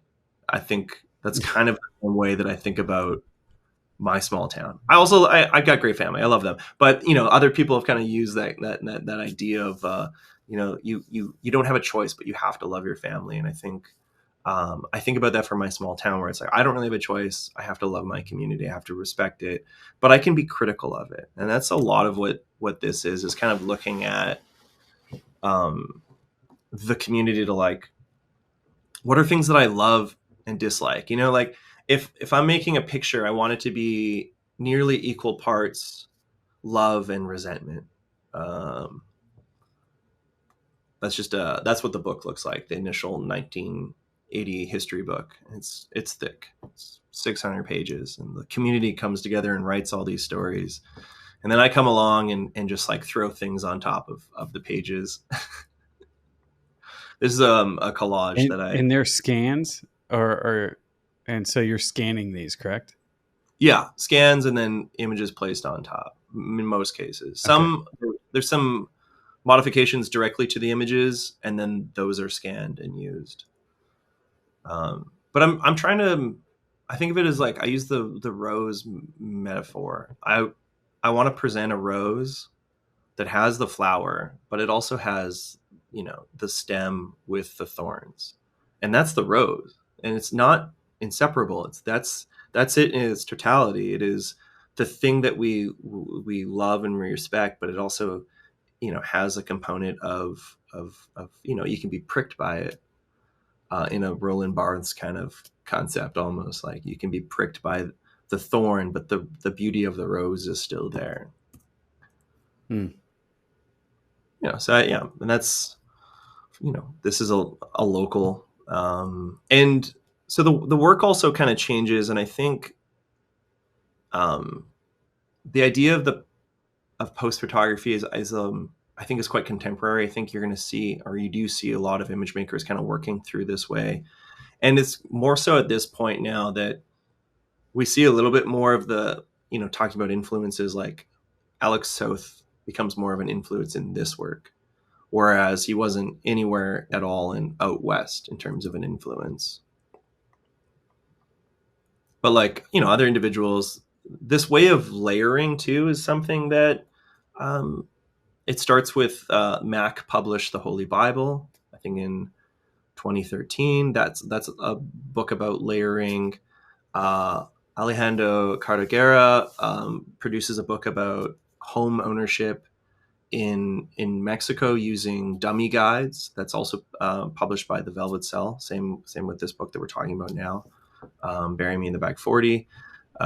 Christian Patterson does Fond du Lac, bottom of the lake, which is also kind of using this element of like layering of history and using socially known text. He's using a photo book. So there's a lineage now of books that are kind of using this approach, using other texts as a base, as opposed to a traditional photo book where you have white space, like, as you got, it's busy, it's messy, it's meant to be complicated and visually, it's meant to be something you continue to dig into. Danny Lyne is another photographer that kind of like is an element of collage. Just talking about Patterson and Cartagena a second ago. These are spreads from their books. You can definitely see the similarities in approach, right? Yeah, I see it for sure. Yeah. Yeah. So it's also Did kind of you interesting. Yep. had you have gone, did you know about these history books before you started this project, or was it something you discovered in the process of making this? Oh, the history books, like as I kind Yeah. of, they're quite coveted. So they've my grandparents have always had one. My Baba, which is grandmother in Ukrainian because we're Ukrainian, Baba always had the book open at her house. She was every say once a month at least. I can see her reading it, trying to remember the history of a certain family, or it's just familiarizing or helping her remember or remember um, a certain institution, or a certain person from a certain family. So they're like well known. Most people know about them. If you go to a thrift shop or an antique store in Edmonton, you'll see a bunch of them. They kind of exist everywhere, and they're in libraries. So I was very familiar with the text itself. And if I'm not sure if you're familiar with the name Joe Spence, she used to do stuff around family albums. And there Hmm. was like Joe Spence. It She's like a sounds really familiar. It's one of those things. I'm like a visual person, so yeah. once I see it, I'm like, yep, You probably yeah, seen the work. Like there's yeah. Val. It sounds really familiar. Yeah, Joe Spence, and they do a lot of work around family albums in the 90s. And one thing that Joe Spence kind of talks about is this idea of um, we don't really edit in a critical fashion our family albums, right? Like what we see there isn't the heartbreak, it isn't the violence. What we see is a really curated, so the family album is a very curated object. And I always, that kind of stuck with me because I was, doing work around family albums with the Found Polaroid project. But I kind of thought about the community books in a very similar fashion. It's what we Yeah, want yeah, there. It's a very bleached and clean version of what a place is. And it's not going to talk about for the sure. terrible things, right? So, um, I always knew about that book, and I always kind of like as soon as I started seeing these other image makers and texts that were doing this layering using these the dummy guide to home ownership, or a phone book, which is Christian Patterson's background there. Um, I realized that there's space for um, for this work to kind of focus around the history book and to layer that. Yeah, And there's a lot of poetics in some of this too, right? Like, so the history that we see on some of those pages, it's not meant to be fully read. It's, like you can piece things together. You can read certain paragraphs, but other sections are blocked off. We're missing the right page and we're missing some of the left page, but there's still some components that we can read. And sometimes it's wild to me, but it reads like real poetry. I think mm, people had we were better at writing more long form pieces. So it's a background text, but the text itself is part of it, and it is important. And sometimes folks can read the history book in snippets, and they can get a glimpse of how the community is viewing themselves, right? And then mm, images are layered on top, and they get a visual glimpse of how I'm perceiving this community. And then there's that tension. So there's also a ton of Easter eggs. Like it's a work that you're supposed to sit with and come back to, which is essentially like a metaphor for like these communities that if you sit with them long enough, you might just learn something, right? If yeah, yeah, you yeah. spend time in town, some of the things that you didn't see initially, some of the stories will kind of reveal themselves. Mm. I think that's. I think it's quite brilliant. I can't help but think of it as a time capsule. It seems like those movies that show, like 30 years ago, they put in you put letters of what it's like and what the price of milk is at the time, and then you release it in 30 years later, but this kind of feels very similar to that. This is almost 50 years later, to kind of reflect Yeah, I back mean, on. Yeah, 2024. That was 1975. Is that what you said? 1980. So we're looking at about Okay, 45 years when 40 these would have been. years. Yeah. Yeah, 40, 45 years. Yeah. So, it is kind of a look back, and when memory still exists and when families are still there and the kids are still there, and you fast forward that 40 years later, 45 years later, and you have those other projects where you kind of see them thinning out a little bit, and Mm-hmm. it's interesting. Do you feel like this in a way is kind of a response to those other two projects or those other two bodies of work? Yeah, A response and maybe filling in the gaps a little bit? it's definitely a response. It's almost a critique. I think you can self What do you mean critique. by a critique? So this is a critique of the other two being um, too surface level, if that makes sense, right? This idea, I kind of mentioned it before, of I'm for the first book, I think I went to like 140 small towns. And sometimes that town was, as I said, 7 people. So you're not there for too long in any of these spaces. And same with the second book. I'm not spending a week in any community. I'm not spending 3 days in any community. So the third book is me bedding myself down to really understand a place, which I think very capable of doing based on my training and my history with the town. So this book, in that sense, becomes a critique of the other two, where they're too surface, right? Like, and it's fine. The book can do that. The other books, I should say, can do that. That's what it is. It's meant to be surface. It's meant to be an amalgam of all these other communities. But the third book is meant to just be one specific, really digging in, diving deep into one place, right? Like, because Yeah, that's awesome. and the other two books are It full of towns, right? And every one of those towns could have its own book, similar to Bury Me in the Back 40, but they Yeah, don't. I think it's really interesting how you're kind of it's like, but this is what all good ideas actually do. They start out really, really like large, broad, and kind of abstract, and then they kind of refine down into a clear focus. It's interesting. The next one might be even tighter. Yeah, I don't know.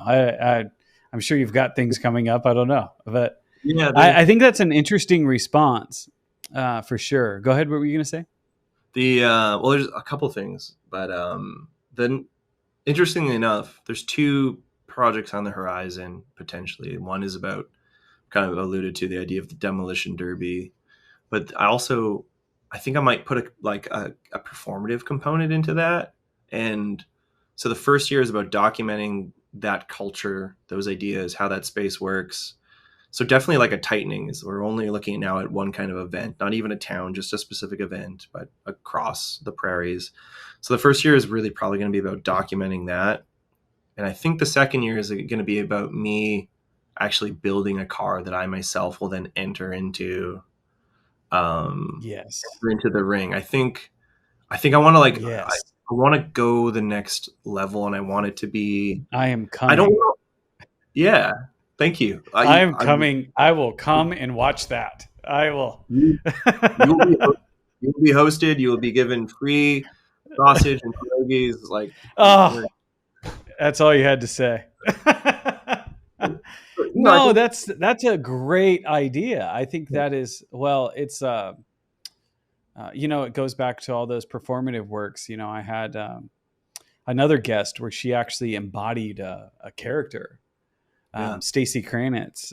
She actually took on this character kit named Christy, and she started to perform inside of her work that she Mm. was doing, and I thought it was quite powerful. And she was staging a lot of it and doing a lot of that. And there's a long long history of people doing that. Yeah. And I think if you were to, you have this desire to go beyond the surface.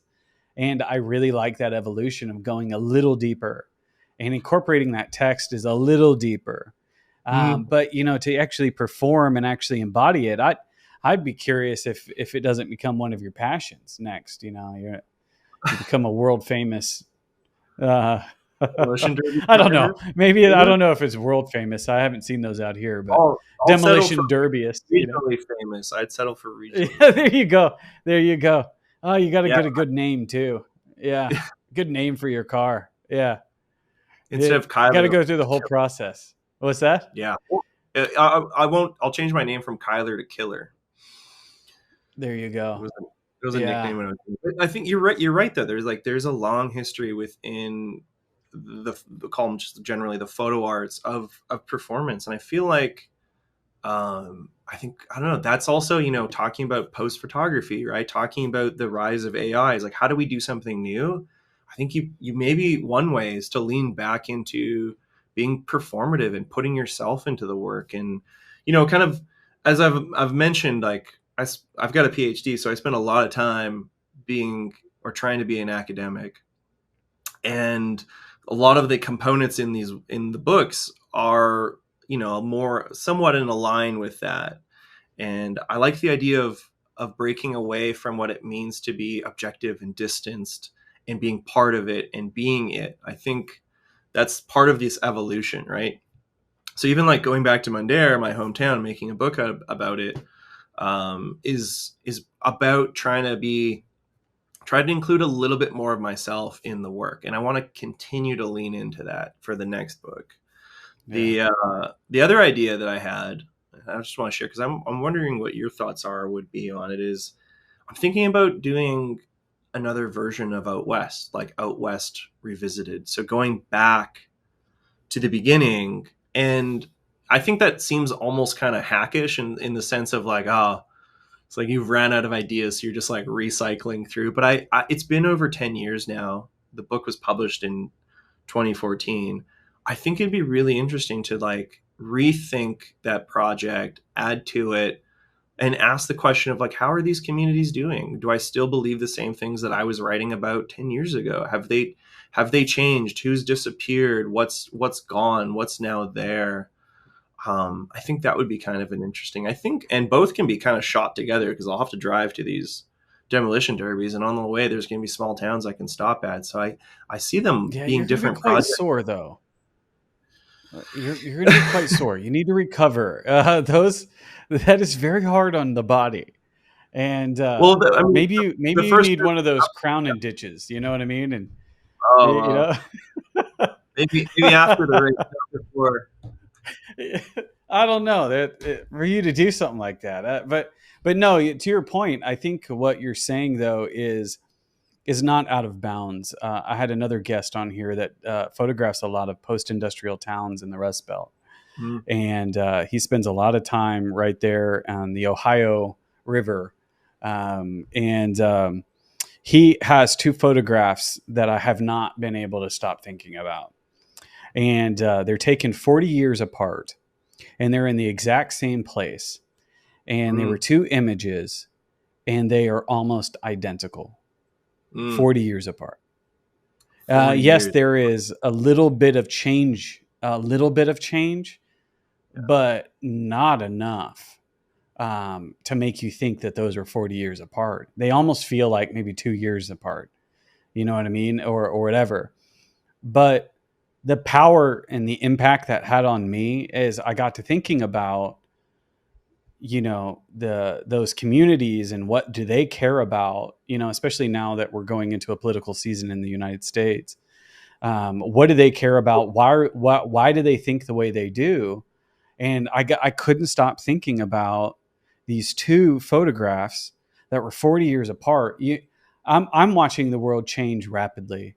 You're in an urban environment. You see a brand new building go up, a brand new road go up, it completely transforms. I left my hometown of Fort Worth, Texas, and I came back 8 years later, and I didn't recognize the place. There are some things that are still like the same, but a lot of it was brand new, but this place was not moving. It wasn't changing. You say forgotten, that's forgotten.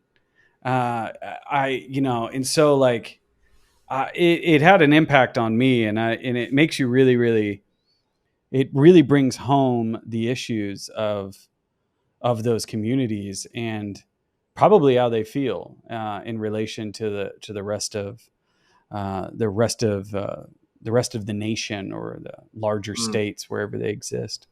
And so Yeah. I think there is merit in that, and I think in your PhD you might have even expanded that because that's the great thing about being in academics. They have that you really learn how to research. You really get a lot of eyes on something, and you kind of unpack what it is that you think and going back and maybe doing a comparison of those two works, it might be a great evolution to where you're going. So I want to encourage you to do it for sure. Heck yeah. Yes. Do it. I think, Yes. all right, well, I'll, it's happening. We'll go back to 7 next year. I think. Yeah. Go back to that place that had 7 people and see if there's still 7. You know what I mean? It like that to me. What's that? It might be 6 now, but yeah, I'm going to go back. It might be 6 people. So who knows? We take these snapshots, and what's so interesting to me is you're talking about that other writer that was talking about post photography, and I think about it a lot because I did research in AI, and I read these things a lot. I read so much that it was almost a blur now. I can't really recall a lot of the authors that I read at the time, but one thing that was really that really hit me was, yes, everything has been done in photography, right? As far as like you can say that, to a degree, you know what I mean? However, you can't escape the indexical value of photography though. So even if that place was photographed 1,000 times, you still have today, and you're the one there. Why don't you take that photograph today? That separation of time is actually what kind of eliminates the argument of that it's already been done. Well, it hasn't been done today in 2024. You know what I'm saying? And so many of these works that I see now today, their relevance doesn't become important until 20, 30 years down the road. So just snap it, take it, do you. And maybe 30 years down the road, when we want to look back at that time and reflect on it, you already have that story, and you told that story, at least from your perspective.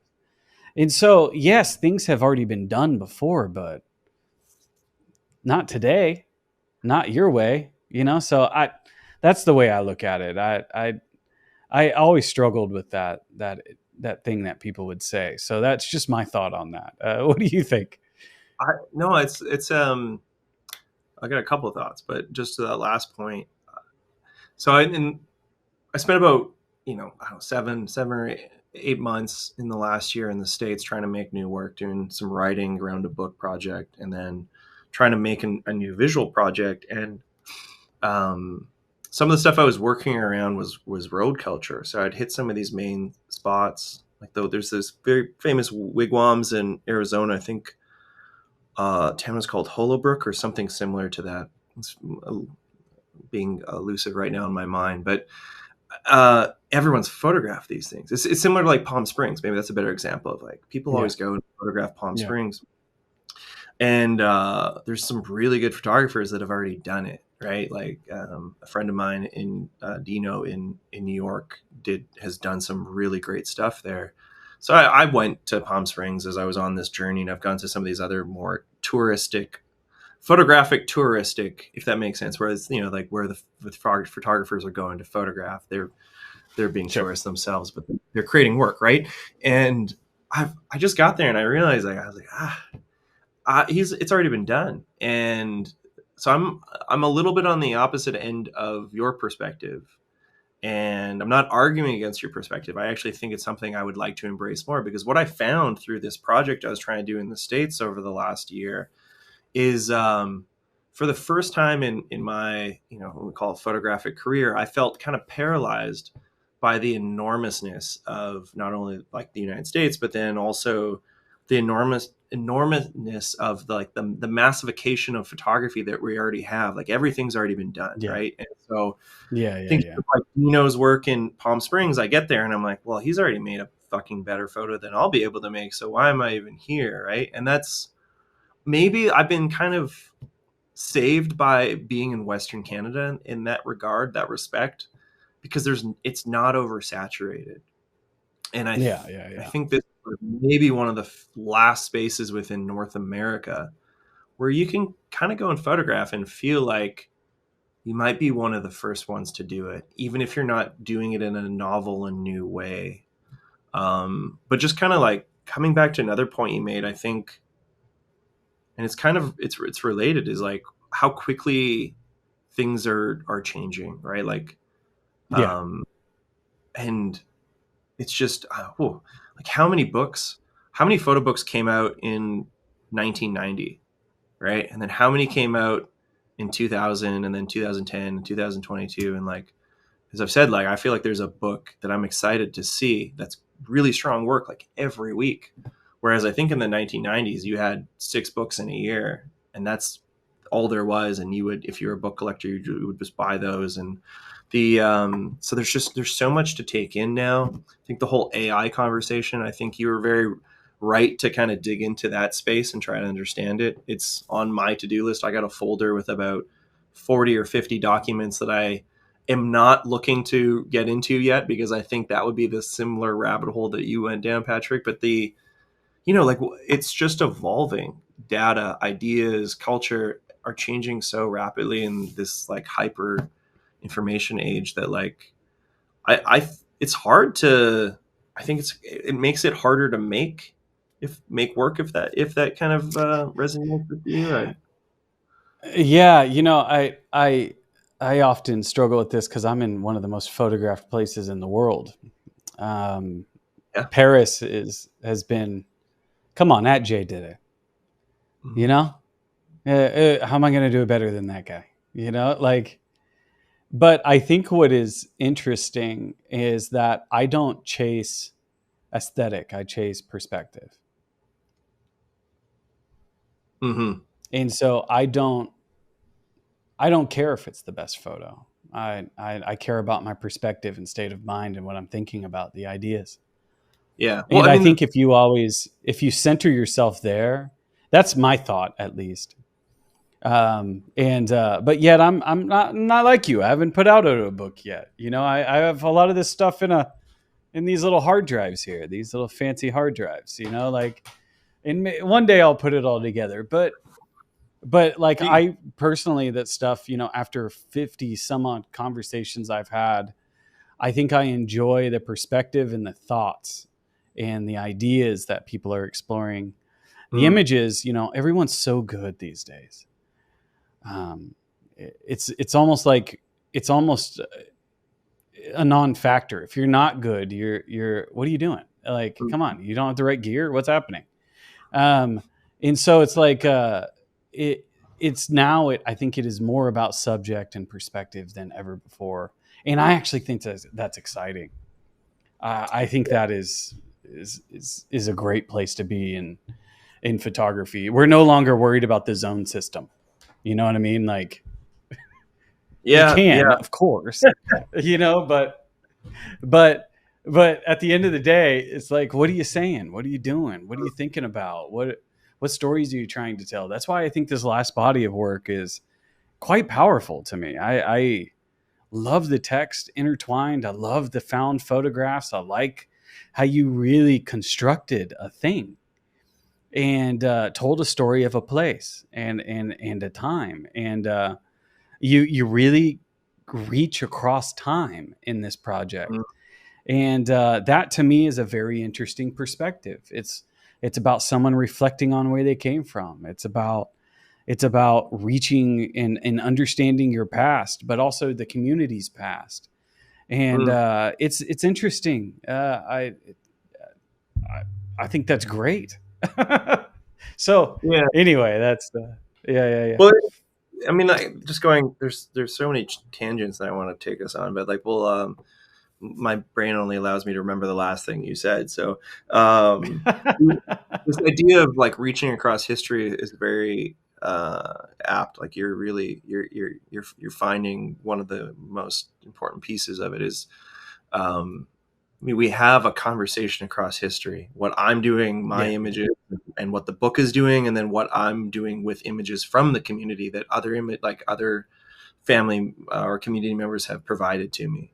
But like I don't think it stops there. I don't think it's about the present talking to the past. I think it's about the present having a conversation with the past, and the viewer gets to try to almost make some sort of roadmap to what the potential future is too, right? Like there's that third component, which is the present and the past allows us to have some sort of thought or idea of what the future might look like. And I thought that was also kind of that's a key component of the book is allowing the past lead us into what could potentially be a future, and like question it. Like we're questioning all these temporalities, right? So one that we should also be questioning is like, what does the future look like? And it's not answered in the book at all, but it is one of those pieces of the map that's missing, but you have enough map currently that you might be able to get, that missing corner. Yeah. Well, I gotta applaud you. I love the trilogy. It's great. If you want to stop sharing, I can ask just a few more questions. And I used to ask a question, and I think I even framed it up the exact same way in the last episode. So sorry for the repetitive nature, everyone. But I used to ask this question: what kind of advice would you give makers out there? Because we have a lot of people that follow this show that are artists themselves, and they're trying to kind of put together their own work, and any nuggets of advice would be helpful. But I've been reframing it because I think we are on our own kind of creative journeys, and this reaching across the past or reaching into the past, it's kind of a theme today a little bit. And so what advice would you tell your younger self about photography and art making?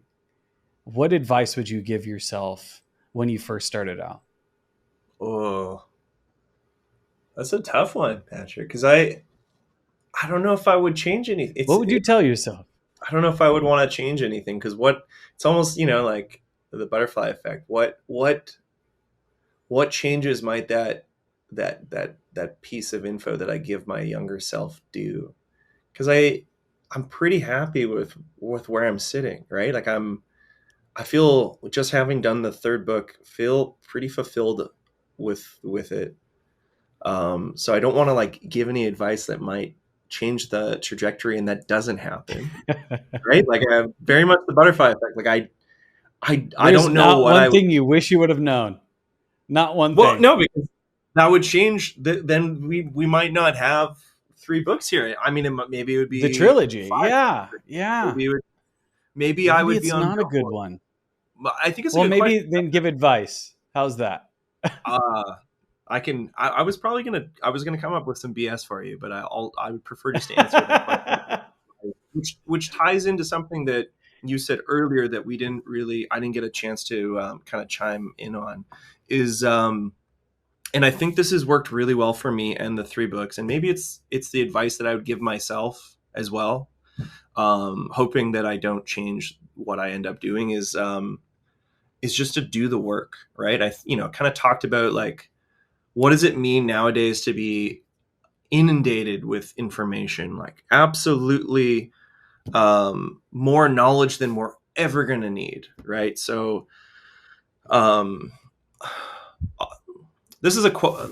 It's a paraphrasing of an idea that I like, but I think an individual named Postman, who's a writer or philosopher, and he essentially said, like, we have 2 different types of worlds.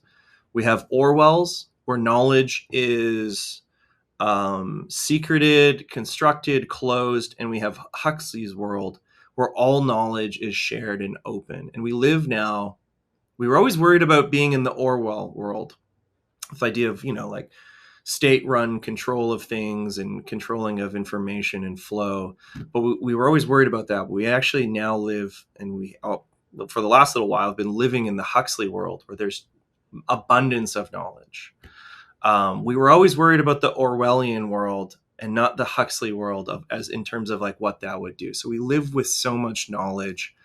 And, just talking about the work that I was trying to do in the States, I experienced it for the first time. I've always been really good at just doing the work. And I think people should just do the work. And the reason that we probably won't see a book, at least for a while, from my US work is because I didn't do the work enough. I was paralyzed by all the ideas, the potentialities, how things have already been shot and photographed, that I didn't just do the work. And it's something that you've kind of mentioned too, is that you should just be out doing the work. So that's all it is. Like, I don't know. I don't think I'm a good photographer. I just did enough work to make people perceive that I was doing good work.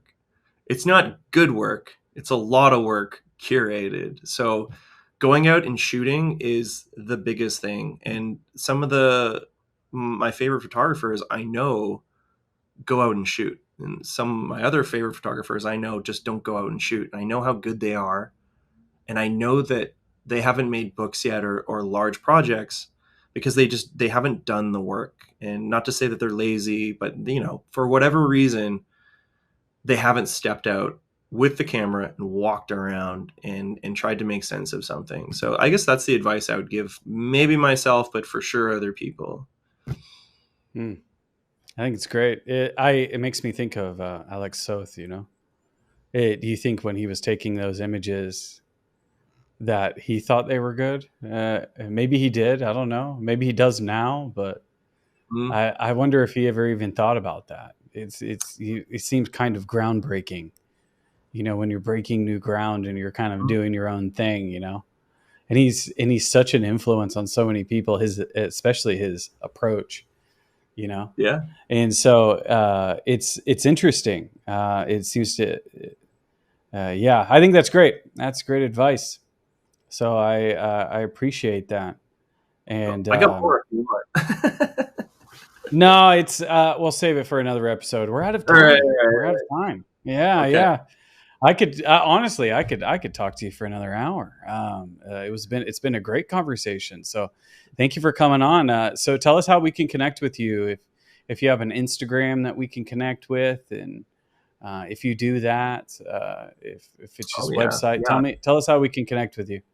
I'm still in the Instagram space, like a lot of us, and wishing it was what it was 5 years ago. And but yeah, Instagram, Kyler Zeleny. That's as simple as that, at Kyler Zeleny. And that's where I am most of the time. I'm also one of those individuals who keeps thinking about their website and gosh darn how outdated it is, but not finding or giving the time to update it. So I'm not allowed to give any more advice, but I will. We still look at those photographers out there, try to update them slowly, so it doesn't become a mess like mine currently, where I have to invest many hours to improve it, because people do end up going there. Well, you have a few months before this episode comes out, so you so hopefully by the time of this airing, you'll have at least some cleaning it up a little bit, but so you can go to your website. That is your name, right? Yep. KylerZeleny.com. Yeah. Okay. And it's did you share the handle for the Instagram, or did I completely miss it? No, it's my name too, Kyler Zeleny. Yeah, just at Kyler Zeleny. Perfect. All right. Yeah. Awesome. Well, thank you for coming on. It's been great. Yeah, it's been a pleasure. I feel warmed up now. I feel we could probably go for hours and hours, but no one wants to do that for us, I guess. I'm kind of I'm a little chatty. It's probably why I do a podcast. So So once again, thank you so much. And to all those that have made it this far, thank you for joining us on the Urbanaut Podcast. If you like content like this, please like, share, and comment down below. All of that helps support this channel and helps get our content in front of other people. And if you want to consider taking that support a little bit further, think about becoming a paid subscriber on our Spotify channel and Patreon. Both of those places where we're starting to beef those things up and offer things like extended episodes and other cool content that we're still kind of thinking about. We have a season 2 coming. So Steve and I have been talking about that. So we have more content, more things coming your way. And if you want to support our project, please consider becoming a paid subscriber there. And as always, we'll see you next time.